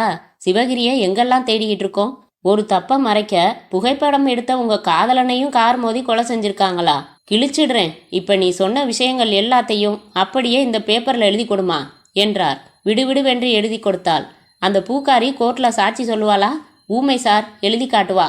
அது போதும். முதல் காரியமா சேதுராம கைது செய்யறதுக்கு வாரண்ட் வாங்கிடுறேன். இந்த ஒரு புகைப்படம் போதும் வாரண்ட் வாங்க. நீ வீட்டுக்கு போமா. கோர்ட்ல நாளைக்கு நீயும் சாட்சி சொல்ல வேண்டி வரும். கண்டிப்பா சொல்றேன் சார், எதுக்கும் பயப்பட மாட்டேன்னா. நல்லதுமா என்ற இன்ஸ்பெக்டர் ராமநாதன் தொப்பியை அணிந்து கொண்டார். ஜீப்பை தயார் நிலையில வைங்கய்யா என்றார். வேகமாக புறப்பட்டார். 20 நிமிடங்களில் இன்ஸ்பெக்டர் ராமநாதன் சேதுராம் வீட்டின் வாசலில் இறங்கினார். அழைப்பு மணியை அழுத்தினார். பசுபதி கதவை திறந்து கலவரம் அடைந்தான். சேதுராம் இருக்காரா? உள்ள வாங்க சார். இருக்காரு. ராமநாதன் உள்ளே வந்து சோஃபாவில் அமர்ந்து காத்திருக்க சில வினாடிகளில் மாடியிலிருந்து குழப்பமான முகத்துடன் இறங்கி வந்தார் சேதுராம். வணக்கம் சார், நான் இன்ஸ்பெக்டர் ராமநாதன். வணக்கம் என்று எதிரில் அமர்ந்தார். என்ன சாப்பிட்றீங்க? எதுவும் வேணாம். நீங்கள் ரொம்ப முக்கியமான புள்ளி தான். ஆனால் புகார்னு ஒன்று வந்துட்டா விசாரிக்கத்தானே வேண்டியிருக்கு. சட்டத்துக்கு முன்னாடி எல்லாரும் சமம் தானே இன்ஸ்பெக்டர். என் மேலே என்ன புகார்? நீலகண்டன் கொலை செய்யப்பட்டார் இல்லையா? அந்த கொலையை செய்ய சிவகிரியை நீங்கள் தான் தூண்டினதாகவும், கோர்ட்டுக்கு அழைச்சிட்டு வந்த சிவகிரியை தப்ப வைக்க நீங்கள் தான் முயற்சி செஞ்சதாகவும், அவனுக்கு உங்கள் வீட்டிலேயே அடைக்கலம் கொடுத்துருக்கிறதாகவும், இதையெல்லாம் தெரிஞ்சுக்கிட்ட பத்திரிகையாளன் மூர்த்தி உங்களையும் சிவகிரியையும் சேர்த்து புகைப்படம் எடுத்துட்டதாகவும், அதனால தான் அவரை காரேத்தி கொலை செஞ்சு விபத்து மாதிரி நம்ப வச்சிட்டதாகவும் புகார் சார். விக்கித்து போய் அமர்ந்திருந்த சேதுராம் உடனே சுதாரித்து கொண்டு, அவ்வளவுதானா? இன்னும் இருக்கா? அடுக்கிக்கிட்டே போனா எப்படி சார்? யாரும் யாரையும் சந்தேகப்பட இந்த நாட்டில் உரிமை இருக்கு. ஏதாச்சும் ஆதாரம் வேணாமா? ஆதாரம் இல்லாமல் ஒரு இன்ஸ்பெக்டர் வீடு தேடி வரமாட்டான் சார். ராமநாதன் சிவகிரியுடன் சேதுராம் உள்ள அந்த புகைப்படத்தை அவரிடம் நீட்டினார். இது நீங்க தானே? வேற நபர் இல்லையே? சேதுராம் வியர்த்து போனார். எச்சில் விழுங்கினார். சொல்லுங்க சார், இந்த ஒரு ஆதாரம் போதும் இல்லையா? வந்து உங்களை நான் கைது செய்யலாம் இல்லையா? சார் ப்ளீஸ் வேணாம். வந்து நான் ராமநாதன் மெல்ல சிரித்தார். பதறாதீங்க சார், உங்களை இப்போ நான் கைது செய்ய முடியும், ஆனால் கைது செய்ய போறதில்ல என்றார். சேதுராம் புரியாமல் அவரை பார்த்தார். கொஞ்சம் தனியா பேசினா புரியும் என்றார் ராமநாதன். சேதுராம் திரும்பி பசுபதியை பார்க்க அவன் உடனே அந்த இடத்திலிருந்து விலகிச் சென்றான். சார், அந்த பொண்ணு காயத்ரி என்கிட்ட வந்து விபரம் எல்லாம் சொன்னப்ப நான் மட்டும்தான் இருந்தேன். இந்த ஃபோட்டோவும் இதுக்கான நெகட்டிவும் கூட என்கிட்ட தான் இருக்கு. உங்களை பிடிக்கிறதால போலீஸில் எனக்கு பதவி உயர்வு கிடைக்கும், ஆனால் பண உயர்வு கிடைக்குமா? 4 பொண்ணுங்க எனக்கு கல்யாணத்துக்கு தயாராக நிற்கிறாளுங்க. அதனால் நான் என்ன சொல்கிறேன்னா, கையமர்த்தினார் சேதுராம். புரியுது, எவ்வளவு எதிர்பார்க்குறீங்க? நான் கொஞ்சம் பேராசை பிடிச்சவன். எனக்கு பதவி உயர்வும் வேணும், பணமும் வேணும். நீங்கள் நினச்சா 2க்குமே வழி செய்யலாம். அது எப்படி சார்? நமக்குள்ளே இனிமே வேஷங்கள் வேணாம். நான் இப்போ உங்கள் நண்பன், உதவ வந்திருக்கிறேன். ஒரு வியாபாரி. உங்களுக்கு சாதகமாக நான் நடந்துக்குவேன், எனக்கு சாதகமாக நீங்கள் நடந்துக்கணும். விரிவாக சொல்லுங்க சார். சிவகிரி எங்கே இருக்கான்?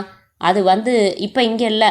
மூர்த்தி மரணத்துக்கு அப்புறம் அவனை உங்கள் வீட்டிலே வச்சுக்கிற அளவுக்கு நீங்கள் பைத்தியக்காரர் இல்லை. எங்கே இருக்கான்? பெங்களூரில். சரியான விலாசம் தெரியும்ல? தெரியும். நான் என்ன செய்ய போகிறேன்? வேற ஒரு வழக்கு விஷயமா பெங்களூர் போகிறதா சொல்லிட்டு புறப்பட்டு போவேன். அங்கே எதேச்சையா சிவகிரியை பார்த்ததா சொல்லி அவனை கைது செஞ்சிடுவேன். என் பேர் பிரபலமாகும். எனக்கு மேலிடத்தில் பாராட்டுக்கள் கிடைக்கும், பதவி உயர்வு கிடைக்கும். எல்லாம் சரிதான். என்ன மாட்டி விட்டுடுவீங்க போலிருக்கே. எப்படி? சிவகிரி என்னை காட்டி கொடுத்துடக்கூடாதுங்கிறதால தான் அவனை தப்பிச்சு போக ஏற்பாடு செஞ்சேன். மறுபடி அதே அபாயம் இருக்குதே.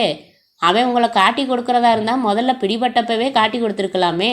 எத்தனை கொடுமையாக அவனை விசாரிச்சிருப்பாங்க தெரியுமா? நியாயம்தான்.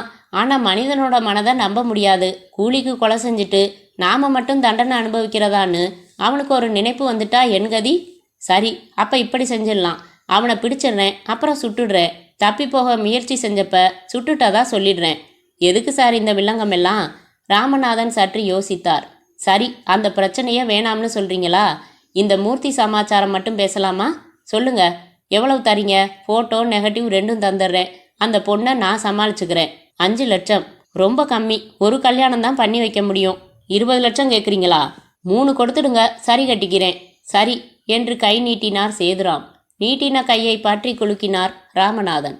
அத்தியாயம் 13. 2 தினங்கள் கழித்து அந்த போலீஸ் ஸ்டேஷன் வாசலில் ஸ்கூட்டரை நிறுத்தி வேகமாக இறங்கினாள் காயத்ரி. உள்ளே வந்தாள். இன்ஸ்பெக்டர் சாரை பார்க்கணும். சில நிமிடங்கள் காத்திருப்புக்கு பிறகு அறைக்குள் அனுமதிக்கப்பட்டாள். வாமா உட்காரு என்றார் ராமநாதன் புன்னகையுடன். நானும் 2 நாளா சேதுராம கைது செய்த விபரம் வரும்னு செய்தித்தாள பார்த்துக்கிட்டு இருக்கேன். ஒரு செய்தியையும் காணோம். அன்னைக்கு எவ்வளவு வீராப்பா புறப்பட்டீங்க. இருமா, முதல்ல நிதானமா உட்காரு. எதுக்காக சேதுராம கைது செய்ய சொல்ற? அவர் மேல தப்பு எதுவும் இருக்கிறதா தெரியலையம்மா. விசாரிச்சுட்டேனே. தப்பு எதுவும் இல்லையா? அப்பட்டமா ஆதாரம் கொண்டு வந்து கொடுத்தேன். அதை விட வேற என்ன நிரூபணம் வேணும்? அம்மா, நீ சில புகைப்படங்களை கொடுத்த.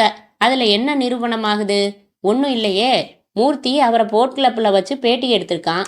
அப்ப எடுத்த புகைப்படங்கள் அவை. மூர்த்தி தன்னை புகைப்படம் எடுத்தத அவர் மறுக்கலையே. சிவகிரி சேதுராமோட சேர்ந்து நிக்கிற புகைப்படத்துக்கு அர்த்தம் என்ன சார்? என்னம்மா புதுசா சொல்ற? எந்த சிவகிரி? என்ன சார் இப்படி கேக்குறீங்க? தப்பி ஓடின கைதி சிவகிரி சார். ஆமா, தப்பி ஓடிட்டான். அவனை படு தீவிரமா தேடிக்கிட்டு இருக்கோம். அவனுக்கும் சேதுராமுக்கும் என்ன சம்பந்தம்? காயத்ரிக்கு பைத்தியம் பிடித்து விடும் போல் இருந்தது. 2 பேரும் சேர்ந்து நின்று பேசிக்கிட்டு இருக்கிற மாதிரி ஒரு புகைப்படம் நான் கொடுத்தேனே சார்.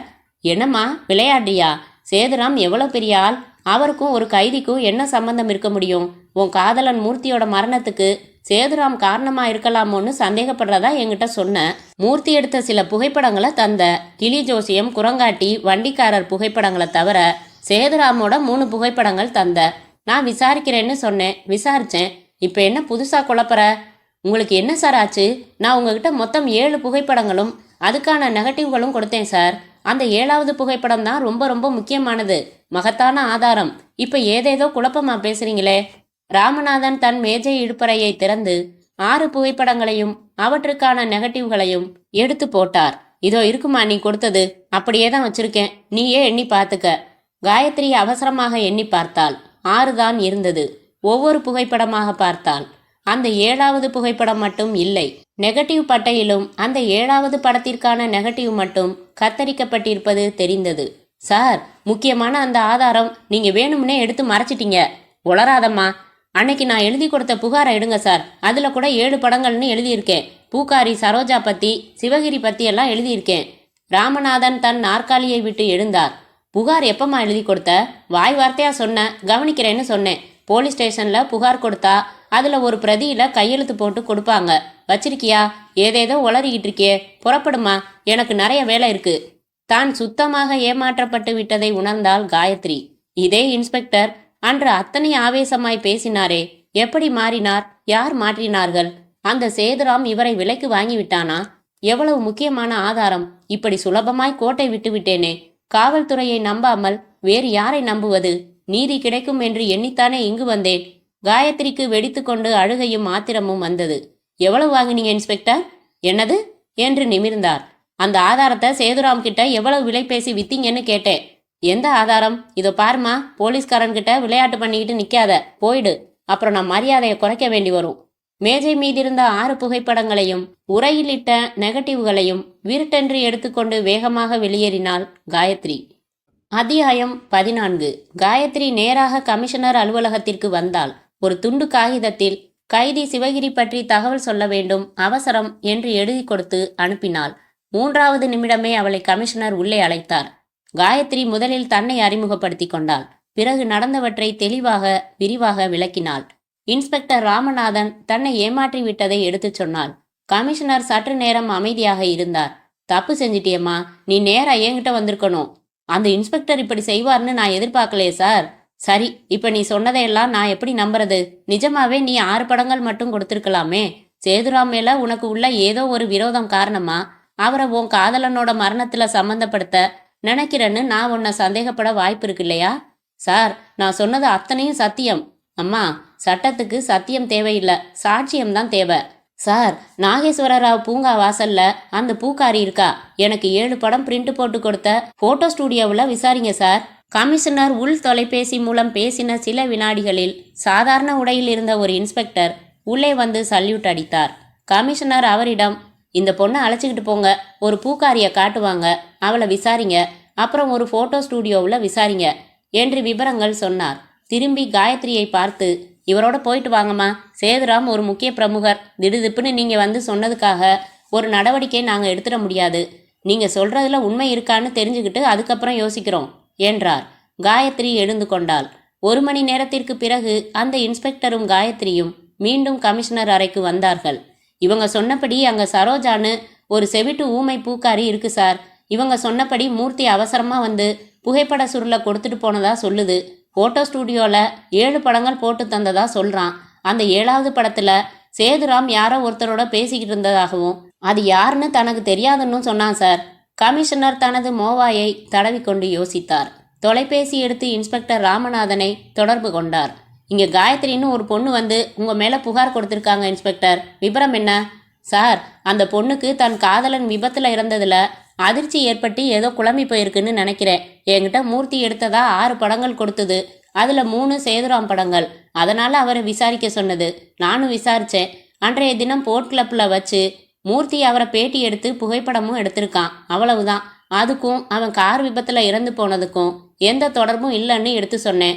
திடீர்னு கைதி சிவகிரியோட சேதுராம் இருக்கிற மாதிரி இன்னொரு புகைப்படம் கொடுத்தேன்னு ஒரு கதை விட்டா எனக்கு எரிச்சல் வந்து சத்தம் போட்டு அனுப்பிச்சிட்டேன். இதான் சார் நடந்தது. அப்படியா? எழுத்து மூலமாக புகார் கொடுத்ததா சொல்லுதே? இல்லை சார், கொடுத்துருந்தா புகாரை பதிவு செஞ்சிருப்பேனே, அந்த பொண்ணுக்கு நகல் கொடுத்துருப்பேனே. பதிவு செய்யாத ஒரு புகார் மேலே எதுக்காக விசாரணை செஞ்சீங்க? எதிர்முனை சில வினாடிகள் மௌனம் சாதித்தது. அந்த பொண்ணு சொல்கிறதுல ஏதாவது உண்மை இருக்குமான்னு தெரிஞ்சுக்கத்தான் விசாரணை செஞ்சேன் சார். நேரில் போய் விசாரிச்சிங்களா? ஆமாம் சார். சரி, வச்சிருங்க என்று ஃபோனை வைத்த கமிஷனர், கல்லூலி மங்கன், தப்பு நடந்திருக்கு, மனுஷன் சாதிக்கிறான்.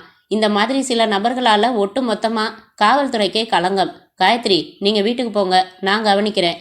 இன்ஸ்பெக்டர் வீட்டை லஞ்ச ஒழிப்புத்துறையை விட்டு சோதனை போட சொல்கிறேன். சேதுராமையும் ரகசியமாக கண்காணிக்கிறேன். ஒரு சின்ன ஆதாரம் கிடைச்சா கூட பரவாயில்ல. கிடைச்ச பெரிய ஆதாரத்தை முழுங்கிட்டாரே சார், பார்க்கலாம் என்றார் கமிஷனர். அத்தியாயம் 15. மாலை மணி 7. பங்களாவுக்குள் அமர்ந்து புகைப்பிடித்து கொண்டிருந்த சேதுராமின் சிந்தனையை அவன் கலைத்தான். தடதடவென்று வாசலில் இருந்து ஓடி வந்த அவனை பார்த்தாலே பக்கா ரவுடி என்பது உடையிலிருந்தும் தோற்றத்திலிருந்தும் தெரிந்தது.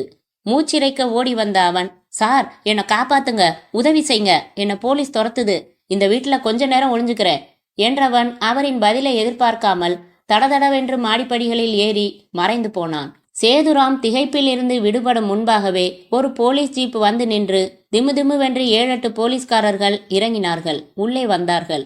கொஞ்சம் முன்னாடி ஒருத்தன் லுங்கி கட்டிக்கிட்டு ஓடி வந்தானா? ஆமாம் சார், மாடிக்கு போனான் என்றார் சேதுராம் பரபரப்பாக. உடனே கான்ஸ்டபிள்கள் 4 பேர் மாடிக்கு ஓடினார்கள். 5 நிமிடத்தில் வெளிப்பட்டு, மாடியில் 3 ரூம் இருக்கு, 3லையும் இல்லை என்றார்கள். கீழே தேடுங்க. கீழே ஒவ்வொரு அறையாக தேடி வெளிப்பட்டு உதட்டை பிதுக்கினார்கள். ஜன்னல் வழியா குதிச்சு தப்பி ஓடி இருக்கலாம் என்றார் சேதுராம். நாங்கள் பார்த்துக்கிறோம், தொந்தரவு கொடுத்துட்டோம், சாரி. அவர்கள் புறப்பட்டார்கள். அந்த ஜீப் அந்த தெருவை கடந்ததும் ஜீப்பில் இருந்த அதிகாரி வயர்லெஸ் கருவியில் கமிஷனருடன் பேசினார். நீங்க சொன்ன யோசனைப்படி ஒரு கான்ஸ்டபிளுக்கு ரவுடி வேஷம் போட்டு வீட்டுக்குள்ள அனுப்பி அவனை தேடுற மாதிரி நாடகம் நடத்தி அந்த வீட்டில் எல்லா அறைகளையும் சோதனை போட்டுட்டோம் சார். ஒரு வேலைக்காரனையும் சேதுராமனையும் தவிர அந்த பங்களால வேற யாரும் இல்லை. ஓவர். சரி, நீங்க திரும்பி வந்துருங்க, வேற யோசிக்கலாம். ஓவர் என்றார் கமிஷனர். 2 தினங்களுக்கு பிறகு கமிஷனர் அறையில் காயத்ரி அமர்ந்து கை கட்டி கொண்டு அவரை பார்த்தாள். என்ன சார் இப்படி சொல்றீங்க? நாங்கள் பல வழிகளில் முயற்சி செஞ்சுக்கிட்டு தான் இருக்கோம். சேதுராம சிக்க வைக்க ஒரு சின்ன துருப்புச்சீட்டு கிடைக்கல. எங்கள் நபர் ராமநாதனும் ஒரு கில்லாடி. அவர் வீட்டில் லஞ்சப்பணம் எதுவும் கிடைக்கல. பினாமி பேரில் பேங்க்கில் லாக்கர் எடுத்து அதில் பத்திரப்படுத்தி இருக்கலாம். அப்படின்னா நீலகண்டன் மூர்த்தி மரணத்துக்கெல்லாம் சேதுராம் காரணம்னு நீங்கள் ஒப்புக்கலையா சார்? சிவகிரியை வேலைக்கு அமர்த்தி தப்ப வச்சு அடைக்கலம் கொடுத்ததும் அவர்தான்னு நீங்கள் நம்பலையா சார்? இதெல்லாம் நம்ம யூகம் காயத்ரி. உண்மையாக கூட இருக்கலாம். ஆனால் சட்டத்தை எப்படி நம்ப வைக்கிறது? சட்டப்படி பார்த்தா குற்றம் இல்லையே. சட்டத்துக்கு தேவை ஆதாரங்களாச்சே. ஏன் சார், நேராக சேதுராம் கிட்ட போய் உதன்னு உதச்சி உண்மையை கக்க வைக்க முடியாதா? கமிஷனர் சிரித்தார். நீங்க சொல்றது சிறுவில்லத்தனமா இருக்கு. அப்படியெல்லாம் செய்ய முடியாதுமா. அவர் உண்மையை சொல்லலைன்னா எங்க வேலை போயிடும். இல்லைன்னா உதைச்சதுனால உயிருக்கு பயந்து அவங்க கேட்டதுக்கு ஒப்புக்கிட்டேன்னு அவர் கோர்ட்டில் சொன்னா என்னாகும்? வழக்கு தலை உப்புற விழுந்திடும். அப்ப என்னதான் சார் செய்ய போறீங்க? அதுக்காக முயற்சிகளை கைவிட்டுட முடியாதுமா. சேதுராமையும் ராமநாதனையும் ரகசியமா கண்காணிச்சுக்கிட்டு தான் இருக்கோம். அவரோட எல்லா தொலைபேசிகளையும் ஒட்டு கேட்க கூட ஏற்பாடு செஞ்சிருக்கோம். பார்க்கலாம், ஏதாச்சும் ஒரு சின்ன ஆதாரம் கிடைச்சிடும் என்றார் கமிஷனர். சலிப்புடன் எழுந்து கொண்டாள் காயத்ரி. நேராக வீட்டுக்கு வந்தாள். கைப்பையை கோபமாக வீசினாள். தொப்பென்று சோஃபாவில் விழுந்தாள். என்னமாச்சு என்றார் அப்பா. என்னப்பா சட்டம் நம்ம சட்டம். சேதுராம் தான் கொலைகளுக்கு பின்னணின்னு நல்லா தெரியுது. ஆனா அவரை சட்டம் நெருங்க தயங்குது. கிடைச்ச ஆதாரத்தை அந்த இன்ஸ்பெக்டர் தன் லாபத்துக்கு பயன்படுத்திட்டாரு. அவன் சுலபமா தப்பிச்சிட்டான். கமிஷனர் என்னடான்னா அவர் மேல சட்டப்படி குற்றமில்லைன்னு சொல்றாரு என்று சீறினாள் காயத்ரி. அமைதியாருமா, நாம என்ன செய்ய முடியும் இதுல? காயத்ரி அமைதியானாள். விட்டத்தை வெறித்தாள். மூர்த்தியின் அப்பாவித்தனமான முகம் மனதில் உலா வந்தது. தன் வாழ்க்கையின் ஆசைகள், கனவுகள், லட்சியங்கள் பற்றி அவன் ஆர்வமாக சொன்னவை காதருகில் ஒலித்தன. ஒரு மாபெரும் உண்மையை படம் எடுத்ததற்காக உங்களுக்கு மரண தண்டனையா? எத்தனை பெரிய கொடுமை! அந்த தண்டனை விதித்தவனை நெருங்க சட்டம் பயப்படுகிறது. இது அதைவிட கொடுமை. சட்டப்படி குற்றமில்லை என்றால் யாரும் எந்த தப்பையும் சாமர்த்தியமாக செய்யலாமா? முடிவில்லாமல் அவளுக்குள் யோசனை தொடர்ந்தது. அத்தியாயம் 16. சேதுராம் அந்த மாலையில் தனது தோட்ட புல்வெளியில் அமர்ந்து தன் கம்பெனியின் கோப்புகளை பார்த்து கொண்டிருந்த போது தொலைபேசி அழைத்தது. எடுத்து, ஹலோ, சேதுராம் பேசுறேன் என்றார். வணக்கம் சார், பாரத் நிறுவனத்திலிருந்து பேசுறோம். எங்க நிறுவனத்துல ஒரு புதிய சாதனம் தயாரிக்கிறோம். அதாவது கோல்ட் ஸ்பாட், லிம்கா இந்த மாதிரி பானங்களை நீங்க வீட்டிலேயே தயாரிக்க வகை செய்யற சாதனம். விலை ரொம்ப குறைவு. நகரத்துல பிரபலமான முக்கிய புள்ளிகள்ல நீங்க ஒருத்தர். எங்க விற்பனை உங்களை மாதிரி பெரிய நபர்கள் கிட்ட துவங்கினா அதை காட்டி நிறைய விற்பனை செய்ய முடியும். அதெல்லாம் எதுக்குமா எனக்கு? வீட்டுக்கு 10 பேர் விருந்தினர் வந்துட்டாங்கன்னா 5 நிமிஷத்துல அவங்களுக்கு குளிர்பானம் தயாரிக்க முடியும் சார். நீங்க வாங்குறத பத்தி அப்புறம் யோசிக்கலாம். முதல்ல எங்க சாதனத்தோட செயல்முறை விளக்கம் சொல்ல அனுமதிக்க முடியுமா? ஒரு நேரம் சொன்னா எங்க விற்பனை நபர் உங்க வீட்டுக்கு சாதனத்தோட வருவாங்க.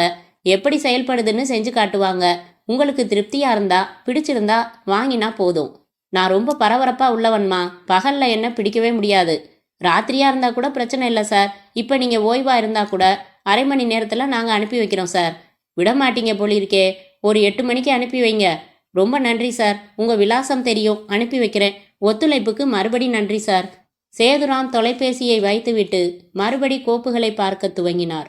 அரை மணி நேரம் கழித்து லேசாக தூறல் போடவே எழுந்து பங்களாவுக்குள் வந்தார். கோப்புகளை கொண்டு வந்து கூடத்தில் அவர் முன் வைத்த பசுபதி, நான் வீட்டுக்கு போகலாமா ஐயா என்றான். போயிட்டு வா என்றார். பசுபதி சென்ற 1/4 மணி நேரம் கழித்து பங்களாவின் அழைப்பு மணி ஒலித்தது. சேதுராம் சென்று கதவை திறந்தார். பேண்ட் சட்டை அணிந்த பொன்னிற கூந்தலுடன் கண்ணாடி அணிந்த அந்த ஆங்கிலோ இந்திய இளம்பெண் கையில் ஒரு அட்டை பெட்டியுடன் புன்னகைத்தாள். நான் பாரத் நிறுவனத்திலிருந்து வரேன். என் பேர் மேரி. உங்களுக்கு ஃபோன் செஞ்சு நீங்கள் வர சொன்னதால வந்தேன் என்றாள். ஆமாம், வாங்க. அவள் உள்ளே வந்து அமர்ந்து அந்த அட்டை பெட்டியை பிரித்தாள். உள்ளிருந்த அந்த சாதனத்தை எடுத்தாள். விளக்க துவங்கினாள். இதில் கார்பன் டை ஆக்சைடு கேஸ் வரும். எந்த வாசனைக்கும் மூலப்பொருள் இருக்கு. உங்களுக்கு இப்போ என்ன வகை பானம் வேணும்னு சொல்லுங்க, தயாரித்து காண்பிக்கிறேன். தம்ஸ் அப் என்றார் சேதுராம். அவள் ஒரு பாட்டிலில் தண்ணீர் ஊற்றி மூலப்பொருள் கலந்து சாதனத்தில் வைத்து அழுத்தி கேஸ் கலந்து ஒரே நிமிடத்தில் தயாரித்து நீட்டினாள். குடிச்சு பாருங்க. சேதுராம் குடித்து பார்த்துவிட்டு அதே சுவை இருக்கே என்று ஆச்சரியப்பட்டார். அவள் மேலும் விளக்கங்கள் சொல்லிவிட்டு எல்லாவற்றையும் அட்டைப்பெட்டிக்குள் எடுத்து வைத்துக்கொண்டு, உங்க வீட்டுக்கு ஒன்று அனுப்பி வைக்கலாமா சார்? நாளைக்கு வாங்க, செக்கு தரேன், அதுக்கப்புறம் தரலாம் என்றார் சேதுராம். ரொம்ப நன்றி சார் என்று எழுந்து கொண்ட அந்த பெண் திடீரென்று தனது பேண்ட் பாக்கெட்டில் இருந்து அந்த துப்பாக்கியை எடுத்து நீட்டினாள். சேதுராம் அதிர்ந்து போனார். யாரு நீ? நான் தான் நீ இரக்கமில்லாம கொலை செஞ்சியே மூர்த்தி, அவரோட காதலி காயத்ரி. சட்டம் ஒன்றை எதுவும் செய்ய முடியாம நீ சாமர்த்தியமா தப்பி இருக்கலாம், எல்லாரையும் விலைக்கு வாங்கியிருக்கலாம். ஆனா நான் உன்னை சும்மா விடுறதா இல்ல விளையாடாத, சொன்னா கேளு. உன்னை இப்ப நான் சுடுறதுக்கு ஒரே வினாடி போதும். வேணாம், சுட்டுடாத. நடுங்கினார் சேதுராம். லேசாக மயக்கமே வந்தது. நான் உன்னை சுடக்கூடாதுன்னா நீ ஒரே ஒரு காரியம் செய்யணும். செய்கிறேன், எது வேணும்னாலும் செய்கிறேன் பதறினார். தன் பாக்கெட்டில் இருந்து ஒரு வெள்ளை காகிதத்தை எடுத்து அவர் முன் போட்டாள். உன் பேனாவை எடுத்துக்க. எடுத்துக்கொண்டார். எழுது, நான் சொல்றபடி எழுது. எழுத தயாரானார். நீலகண்டனை கொலை செய்வதற்காக சிவகிரியை நான் தான் அமர்த்தினேன். சேதுராம் தயங்கி அவளை பார்த்தார். இப்ப எழுத போறியா, சுடட்டுமா என்று துப்பாக்கியை அவர் நெஞ்சுக்கு நேராக பிடித்தாள். சுட்டுடாத, எழுதுறேன். சிவகிரியை நான் தான் தப்ப வைத்தேன். நான் தான் அடைக்கலம் கொடுத்தேன். சிவகிரி இப்போது இருக்கும் இடம் சரியான விலாசம் எழுது. நடுங்கிக் கொண்டே எழுதினார் சேதுராம். ஆச்சா, என்னையும் சிவகிரியையும் சேர்த்து மூர்த்தி புகைப்படம் எடுத்துவிட்டதால் அவனை காரை ஏற்றி கொலை செய்ய நான் தான் தூண்டினேன். இன்ஸ்பெக்டர் ராமநாதனுக்கு லஞ்சம் கொடுத்து ஆதாரத்தை கைப்பற்றினேன். இத்தனை குற்றங்களும் இப்போது என் மனசாட்சியையே உறுத்துகின்றன. எனக்கு என் மேலேயே வெறுப்பு வருகிறது. நான் ஏன் இப்படி கொடூரமானவனாக மாறினேன் என்று எனக்கே வியப்பாக வேதனையாக இருக்கிறது. ஒரு உயிரை கொல்ல எனக்கு ஏது உரிமை? என் வாழ்நாள் முழுவதும் இந்த குற்றங்கள் என்னை தூங்கவிடப் போவதில்லை. அதனால் நிரந்தரமாக தூங்கப் போகிறேன். கடைசி வாக்கியத்தை எழுதும் முன்பு சேதுராம் பரிதாபமாக அவளை பார்த்தார். எழுதுறத தவிர உனக்கு வேற வழி இல்லை. உன் உடம்புல இருந்து ரத்தம் பீச்சி அடிக்கிறத பார்க்க ஆசைனா எழுத வேணாம். சேதுராம் முழுக்க முழுக்க எழுதி முடித்தார். கீழே உன் கையெழுத்த போடு. போட்டார். எடுத்து மடக்கி உன் சட்ட பாக்கெட்டில் வச்சுக்க. வைத்து கொண்டார். வைத்து கொண்ட போது லேசாக மயக்கம் வந்தது. லேசான தடுமாற்றத்துடன் அவரால் சோஃபாவில் அமர முடிந்தது. எதிரே அந்த பெண் கலங்களாக தெரிய துவங்கினாள். பயப்படாத, நான் உன்னை சுடவே போறதில்ல. அதுக்கு அவசியமே இல்லை. கொஞ்சம் முன்னாடி குடிச்சியே குளிர்பானம், அதுல விஷம் கலந்திருந்தேன். இப்போ உனக்குள்ள அதான் வேலை செய்யுது. சேதுராமுக்கு திடீரென்று நெஞ்சை அடைப்பது போல் இருந்தது. மூச்சு திணறல் ஏற்படுவது போல் இருந்தது. சிரமப்படாத, கொஞ்ச நேரத்துல செத்துடுவ. போலீஸை பொறுத்தவரை நீ செஞ்ச குற்றங்களோட உறுத்தல் காரணமா தற்கொலை செஞ்சுக்கிட்டதா நினைக்கும். அதுக்கு ஆதாரம் உன் கைப்பட எழுதின வாக்குமூலம். அதனால நான் செஞ்சது சட்டப்படி குற்றம் இல்லை. காயத்ரி சொல்லி முடித்த போது சேதுராம் பொத்தென்று சோஃபாவில் சரிந்து விழுந்தார். புசுபுசுவென்று வாயில் நுரை தள்ளி சில நிமிட துடிப்புக்கு பிறகு அடங்கி போனார். தன் சம்பந்தப்பட்ட பொருள்கள் எதையும் விட்டுவிடாமல் எச்சரிக்கையாக சேகரித்து எடுத்துக்கொண்டாள். செருப்பணிந்து கொண்டு புறப்பட்டாள். நடந்து தெருமுனையில் இருந்த பொது தொலைபேசியை அடைந்து நாணயம் போட்டு அவசர போலீஸ் எண் 100ஐ சுழற்றினாள். தொழிலதிபர் சேதுராம் தன் வீட்டில் பேச்சு மூச்சு இல்லாமல் கிடக்காரு. நான் குளியலறை சுத்தம் பண்ணுற ஆயில் விற்கிறதுக்காக போனப்ப பார்த்தேன். உடனே கவனிங்க சார் என்றாள். வெளிப்பட்டு ஆட்டோ பிடித்து தன் வீட்டுக்கு திரும்பி தன் ஒப்பனையை கலைத்துவிட்டு மூர்த்தியின் புகைப்படத்தை கையில் எடுத்து பார்த்து வாய்விட்டு கேட்டாள். நான் செஞ்சது தப்பா மூர்த்தி? முற்றும்.